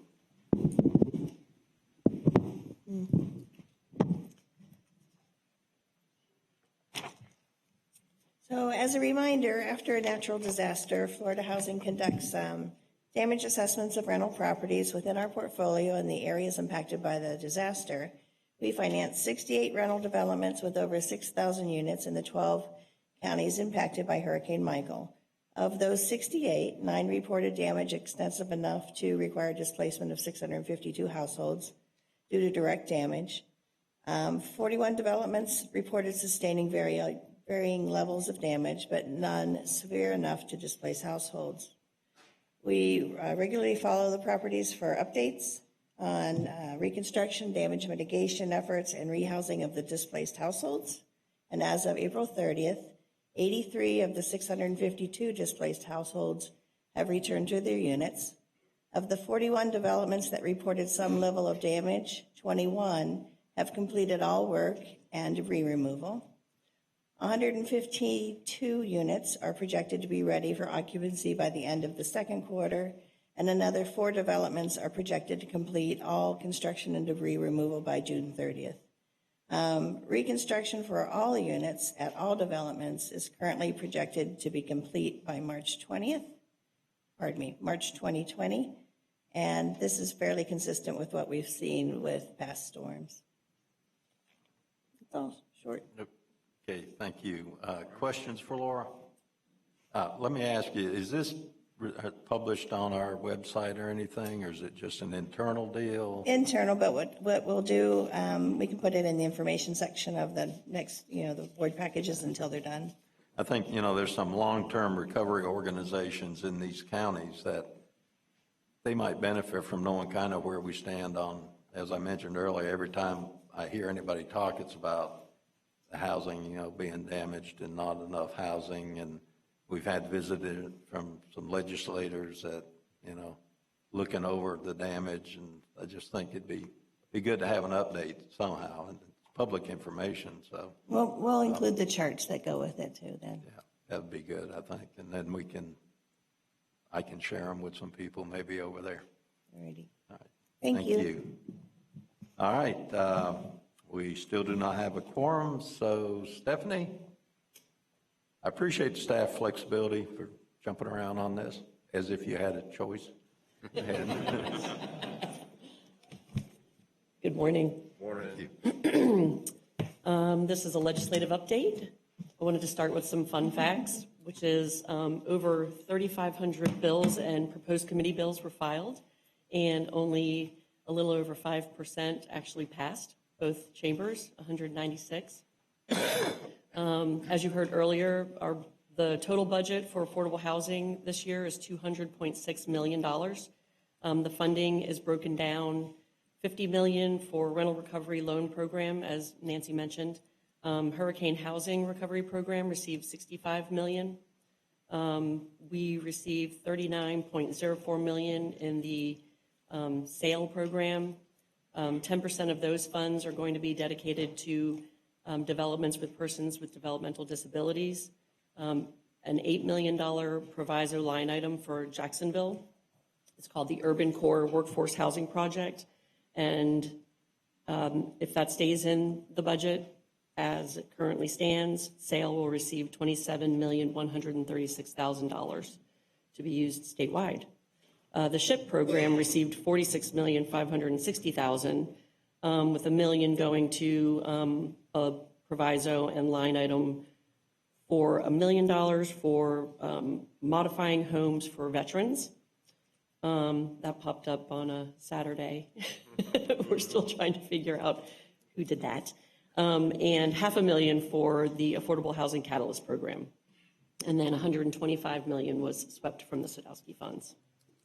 Legislation that we were tracking, some of the bigger bills, I didn't want to bog you down with everything we were tracking, but the state workforce housing tax credit bill that we were working on, that did not pass.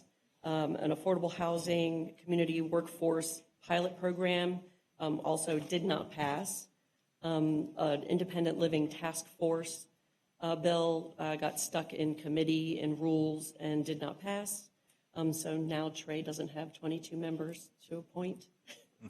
And Senator Montford's hurricane bill was actually rolled into proviso. The one bill that we did work on that did pass is House Bill 7103. This bill started out pretty controversial on the House side. They were trying to manage inclusionary zoning. On the Senate side, they softened the language to make it a little bit more permissible for counties. However, it does require locals to provide incentives to offset developers' costs if the developer provides units for affordable housing.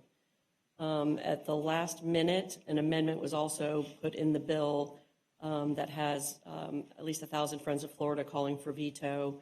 It will require the losing side of comp plan challenges to pay prevailing parties' attorneys' fees, and it calls them reasonable, so I don't know what reasonable attorneys' fees are.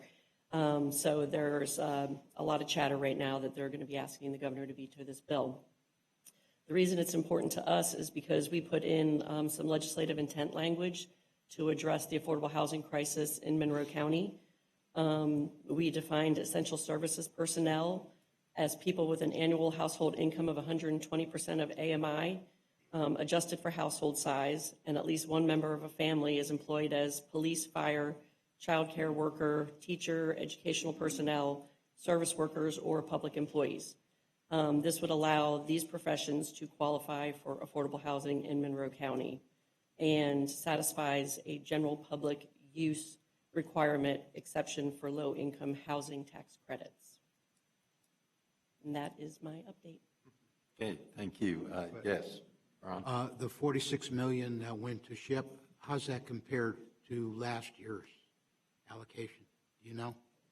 Very similar. The statewide SHIP allocation, very similar to last year's statewide SHIP allocation.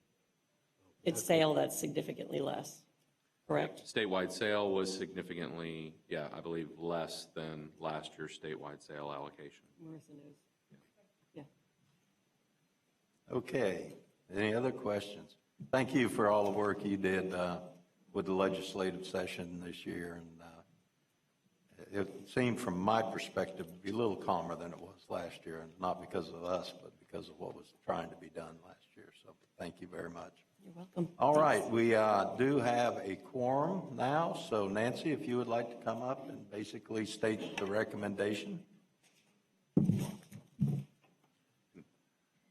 Yeah, if we could have the sergeant lock the doors, nobody can leave.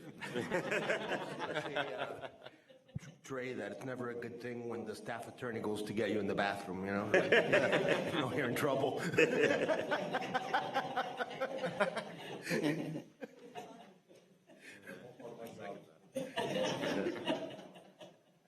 On the proposed sale demographic group allocation for 2019 through 2021, the recommendation is based on the 2019 rental market study and the methodology provided in Exhibit J, the proposed allocation of sale funds for the tenant population groups is as follows. Commercial fishing workers and farm workers, 5%, homeless persons, 10%, persons with special needs, 13%, elders, 24.6%, families, 47.4%. Okay, thank you. Do I have a motion? So moved.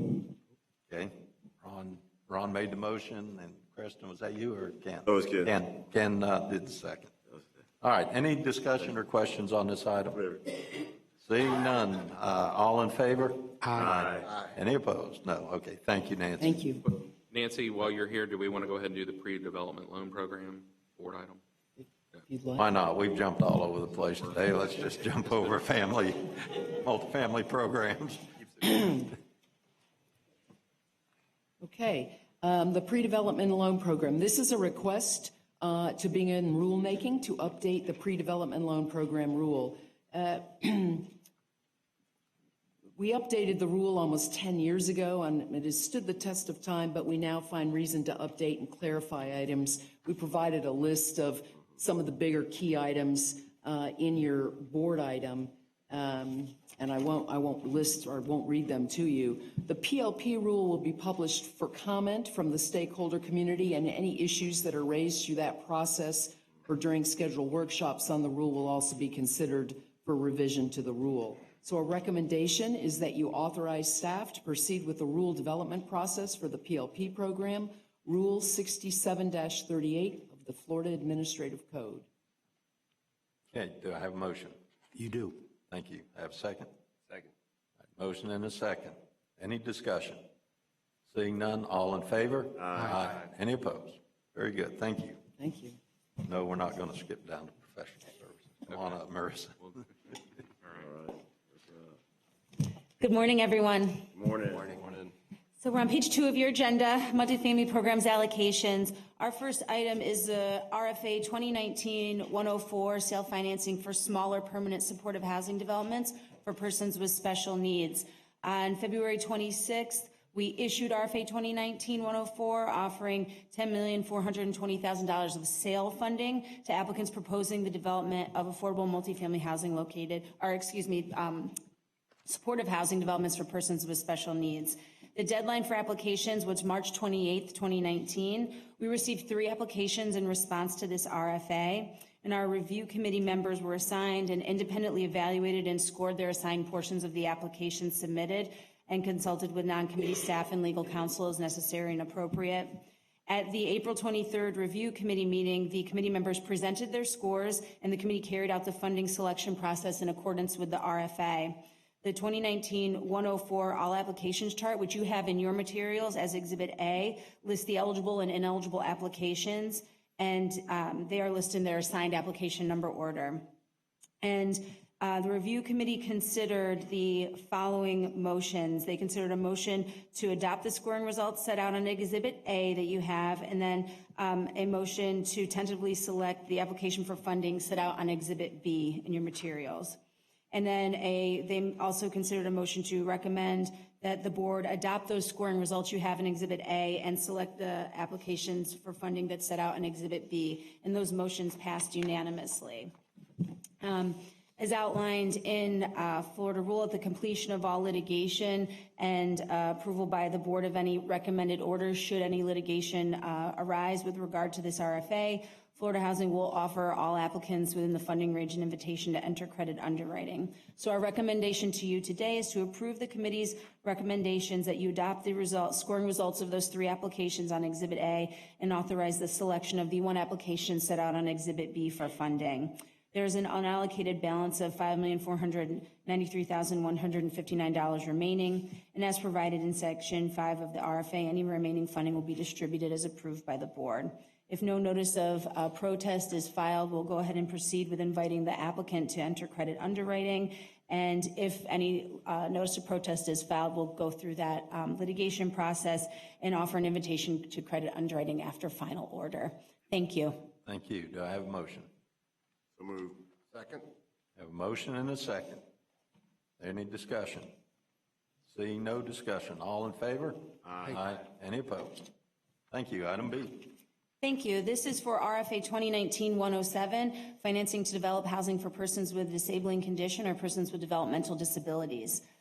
So on February 26, Florida Housing issued RFA 2019-107, offering $2,880,000 of competitive housing credits, and then also $4 million of sale funding for the demographic of persons with disabling conditions, or to be paired with $4 million of grant funding for persons with developmental disabilities.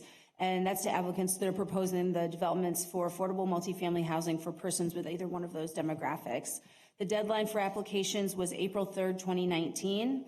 Florida Housing received 4 applications in response to this RFA, and the review committee members were assigned, and they independently evaluated and scored their assigned portions of the submitted application with resources as necessary and appropriate.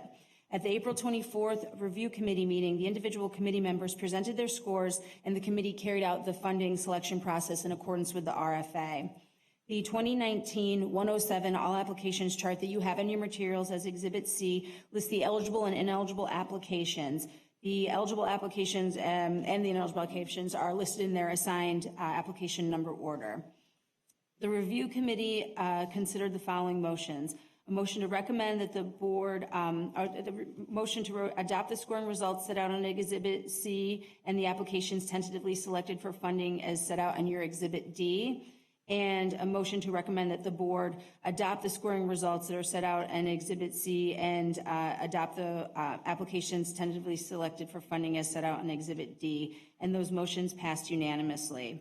And so as outlined in our rule, at the completion of any litigation with regard to this matter and recommended orders and final orders, Florida Housing would offer the successful applicants invitations to enter credit underwriting.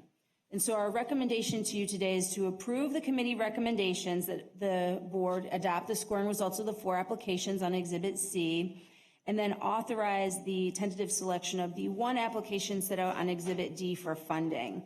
Now, we have an unallocated balance of housing credits here in the amount of $1,080,000, and we have $4,000 in grant funding remaining because the application we selected for funding was for the demographic of persons with a disabling condition, so that used that sale funding. So we have that remaining grant funding. We have some housing credits available. And so the RFA states that any remaining funding may be distributed as approved by the board. So our additional recommendation today to you, in addition to the review committee recommendation, is that you approve the additional tentative selection of the next highest ranking eligible unfunded application, utilizing that remaining balance of housing credits with some additional housing credits we have on hand, and then that additional grant funding in the amount of $4 million. The next highest ranking eligible unfunded application, that you will see that in your Exhibit C, is application number 2019-422, the Village of Casa Familia. And that's located in Miami-Dade County. And you'll note that that application and the application selected for funding actually did have a tie score, so they had to go to the next tiebreaker. So that request amount is $4 million of the grant funding and a housing credit request amount of $1.5 million. If no notice of protest is filed, then we would offer both of those successful applicants, should you agree, an invitation to credit underwriting. If there is a notice of intent to protest and any subsequent litigation, we would then offer invitations to enter credit underwriting after the final order on that. Thank you. Thank you. Do I have a motion? So moved. Have a second? Second.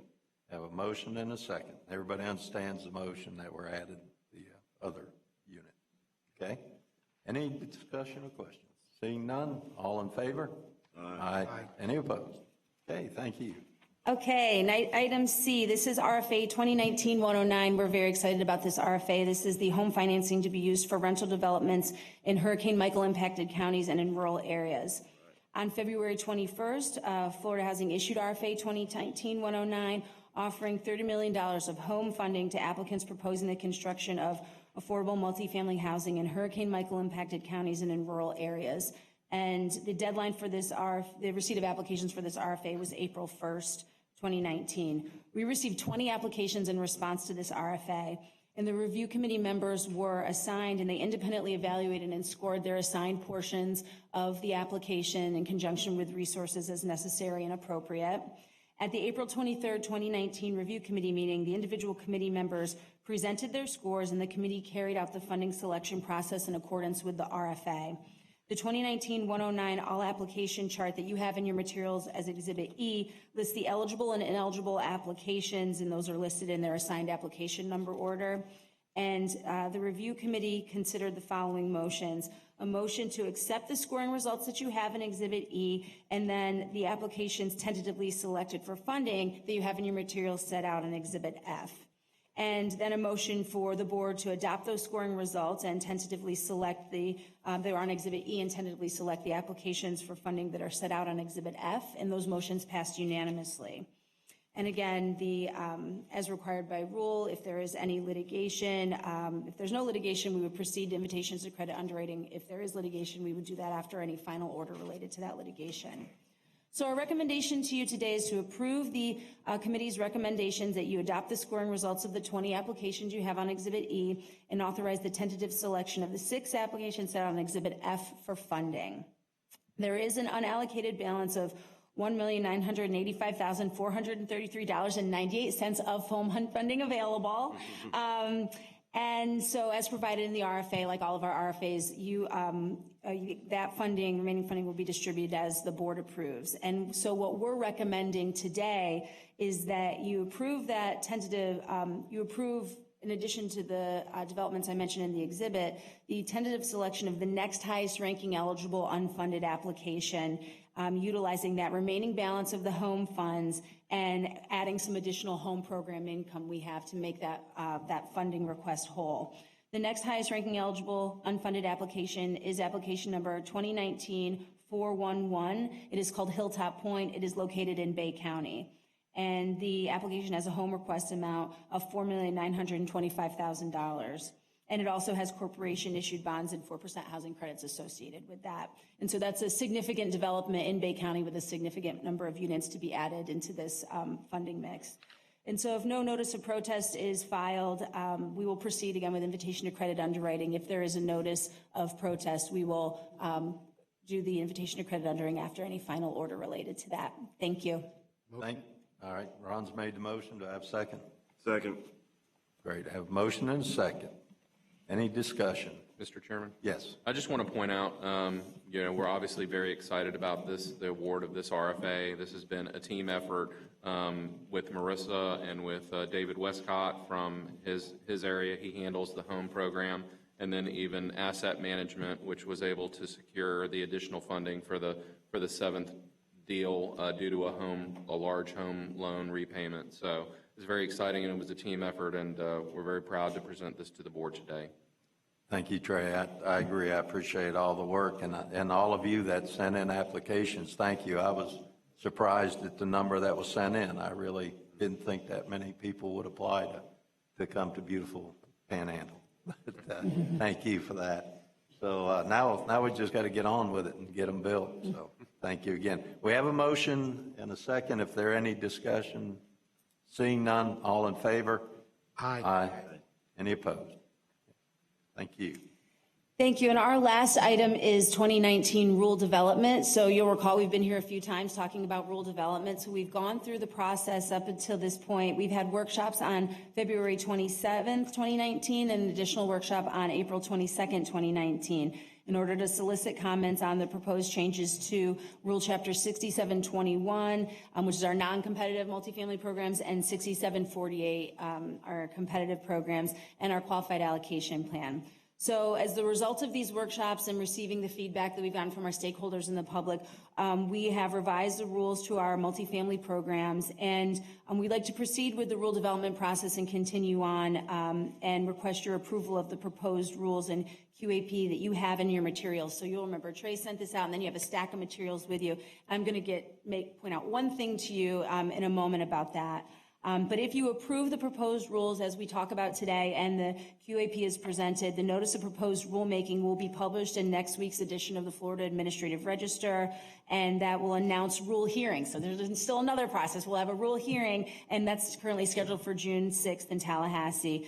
And following the review of any public comments at that rule hearing and any comments from the Joint Administrative Procedures Committee called JAPC, following that review, we will proceed with any modifications that are needed. We will file any notices of proposed change we may need, and if no proposed changes are needed, we'll go ahead and file the proposed rules for adoption.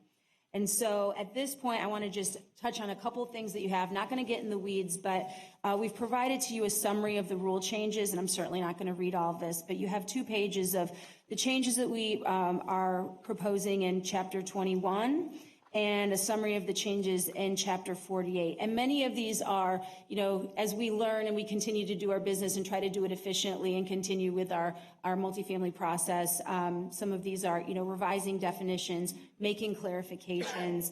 But one item that you have, and it's called, in the first summary, number 5, 6721, it's not number 5, it's on the latter page, number 9, 6721.030, sale or transfer of a housing credit development. You see it in that summary, and you see it also in the summary of the competitive programs in number 8, and that is Rule 6748.030. Both of those rules, we were recommending a addition that transfer requirements would be determined by the rule in effect at the time of the transfer request.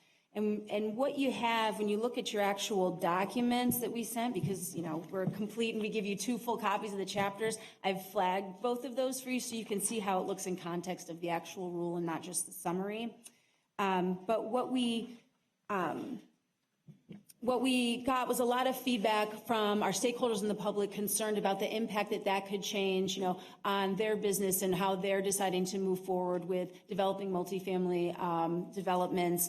And we think it's worthy to pull that at this point, further explore where we're at with that and where the public is at with that and our stakeholders, and just go forward with the remainder of the rule changes as is. So what I'm recommending to you is that as you approve this notice of proposed rulemaking, that sentence, that the transfer and the transfer requirements for the transferee will be determined by rule in effect at the time of the transfer request, that sentence will be removed. The remaining in the changes in the sentence will be completed.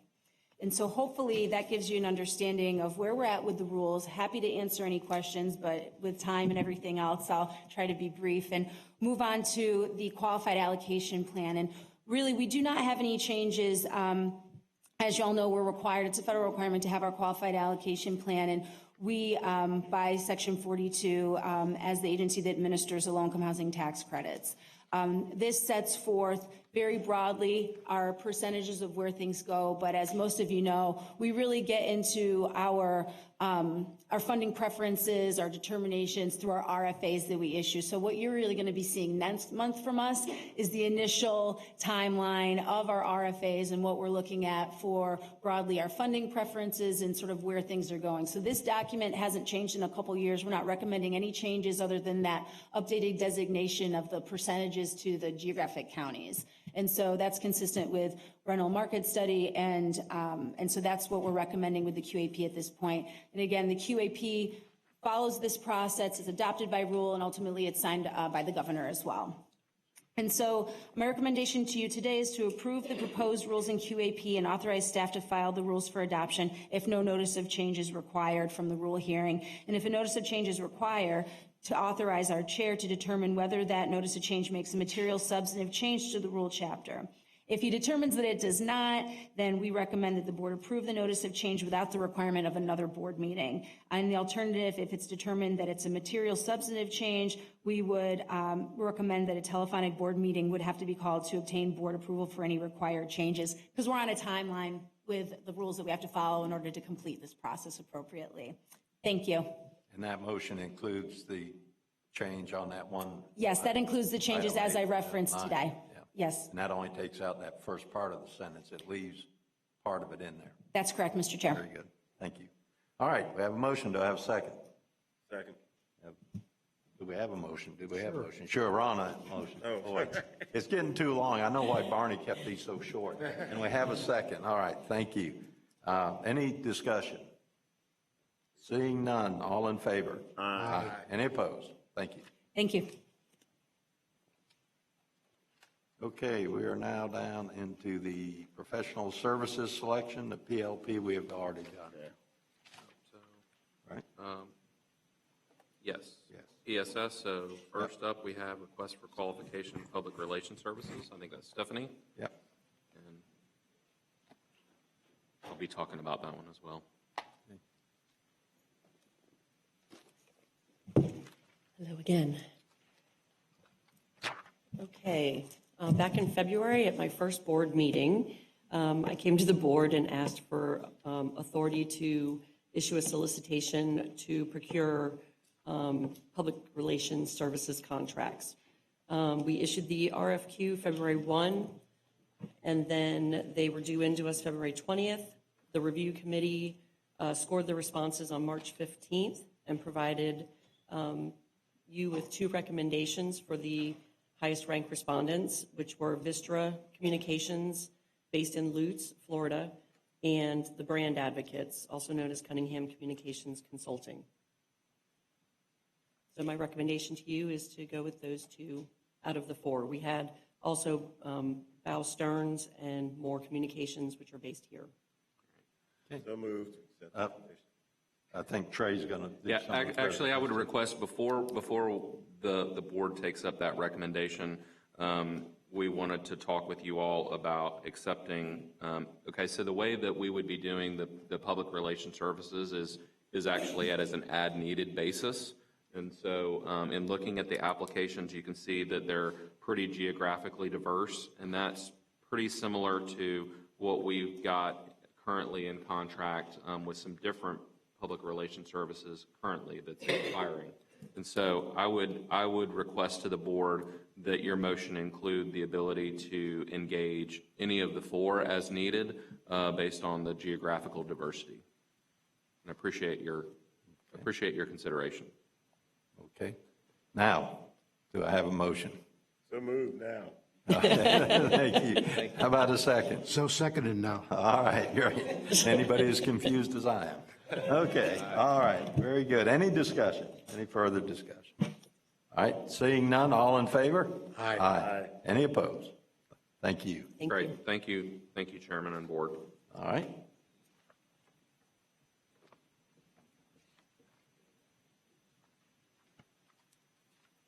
Hey, Laura? Good morning again. So this is a request for authorization for a competitive solicitation for an inclusion of a pool of energy consumption model utility estimate providers. We use these for home and housing tax credit programs. We currently have 4 under contract, and those contracts expire December 31st, 2019. So we're asking you today to authorize staff to issue a competitive solicitation for a pool of energy consumption model utility estimate providers. Thank you. That's it? Yeah. Motion to I approve. like your recommendation. I know you Good. Okay. Ron made a motion to approve the recommendation. Do I have a second? Second. All right. I have a second. Any discussion? If not, all in favor? Aye. Aye. Any opposed? Okay. Very good. Thank you.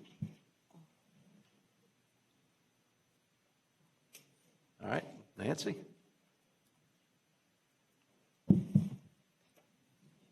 Thank you. This is a request for a competitive solicitation for a statewide needs assessment for special needs and homeless households. The Affordable Housing Work Group, which many of you know about, adopted a set of recommendations back in 2017, presented them to this board, and the board approved them in December 2017 before they were submitted to the legislature and governor.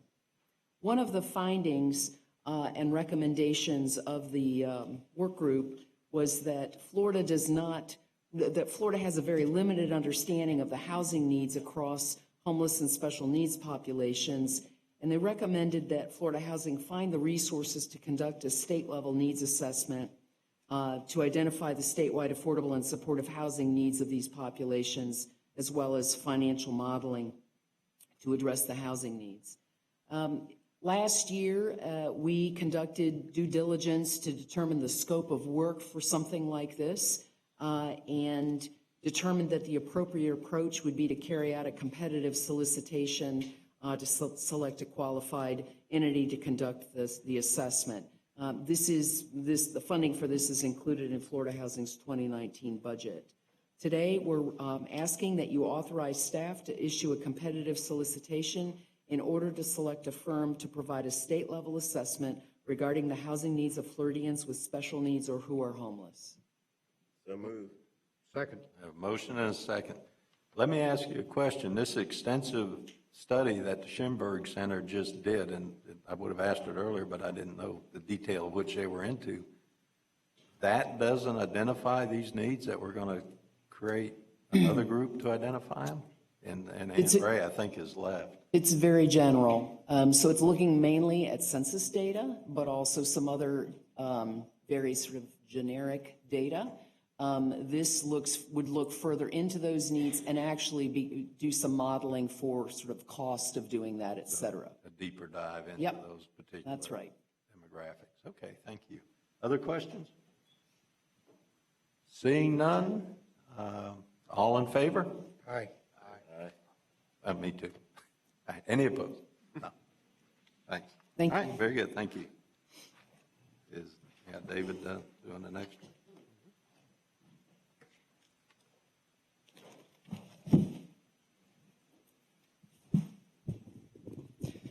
Good morning, Mr. Chairman, members of the board.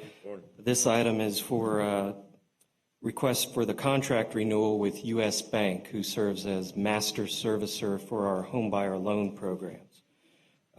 So as master servicer, U.S. Bank performs a number of functions on our behalf. Those are listed in the write-up. and our current contract with the U.S. Bank expires on September 30th of this year. Under that contract, there is a provision for 1 3-year renewal. And as U.S. Bank has been performing satisfactorily, staff recommends that the board direct staff to proceed with that first and final 3-year renewal option. So moved. Second. All right, have a motion and a second. Thank you. Any discussion on this? Seeing none, all in favor? Aye. Any opposed? Thank you. Thank you. Okay, Angie, we get a second shot at you. Hopefully this isn't the one you're going to ask a lot of questions on. So in 2014, Florida Housing went through the procurement process for investment banker services and entered into contracts with 8 firms. The bankers are all listed in your board package. After the initial contract term and contingent on completing their obligations under the contracts in a satisfactory manner, the contracts can be renewed 3 times for additional 1-year periods. The second renewal, was approved in 2018. So staff recommends that the board direct staff to proceed with the third and final 1-year renewal option for all 8 contracts. Thank you. Do I have a motion? All right, I have a motion. How about a second? Second. All right, great. Any discussion? Seeing none, all in favor? Aye. Any opposed? Okay, motion passes. The consent agenda, I will remind you that multifamily item sale B was pulled from consideration at this meeting. So we have a motion to approve. Move to approve consent agenda, less that one item. Less that one item. Second. I have a second. All in favor? Aye. Any opposed? Very good. Brief public comment. Does anyone have brief public comment? All right. Seeing none, I would like to thank everybody. No. Coming up. You got to be quick. Thank you. I'm going to be quick. And you've got as much time as you'd like. I was just kidding. But we may be leaving here very shortly. Go ahead. This is short, okay. First, I'd like to introduce myself. My name is Karen Jawitz, and I'm the president of Casa Familia. And we're dedicated to creating housing options for individuals with intellectual and developmental disabilities. With me here is my son, Eric, and Jim Whitaker. And we'd like to thank you. Thank you to the board and to the staff of Florida Housing Finance Corp. For all of your support for these underserved individuals. According to recent data in Florida, approximately 78,000 individuals diagnosed with an IDD live with a caregiver over 60 years of age. And you saw some of that data earlier today. What will happen to them when their caregivers are no longer able to care for them? Your support and guidance will help these individuals, like my son Eric, live fulfilled lives in a safe community environment. Now, Eric would like to say a few words. Good morning. My name is Eric Jawitz. I am the son of Karen and Lane Jawitz. I work at the Lowe's Hotel in Miami Beach. I have been working at the Lowe's for over 8 years. I am a pool attendant and I take guests to their chairs. I put towels out on the chairs for the guests. I am there for whatever the guests need. 2 years ago, I was employed a month for the entire hotel. I really like my job. I live at home with my parents, but would like to move out on my own. I would like to live in my own apartment like my sister does, somewhere in Miami so I can still work at the Lowe's. I am worried about moving on my own because I don't want to be lonely.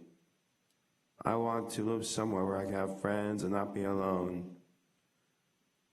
I spend some of my days off at home because it's hard for me to make plans with my friends because they do not live near me. It's hard for my friends and I come up with things to do together. Most of my friends don't drive and that makes it hard to get together. I think a community would be a great place for me to live because my friends will be there and do activities in the community like swimming, eating together, and activities at the community center. I'm just so happy that communities like this are being built being supported and built for people like me. Thank you.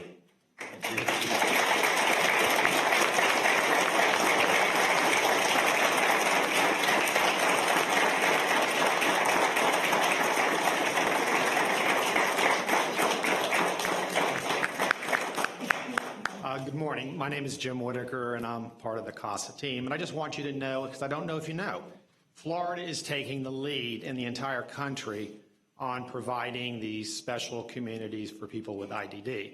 This will be the actual sixth project funded over the past 5 years. So I think you all need to be very, very proud of what you're doing.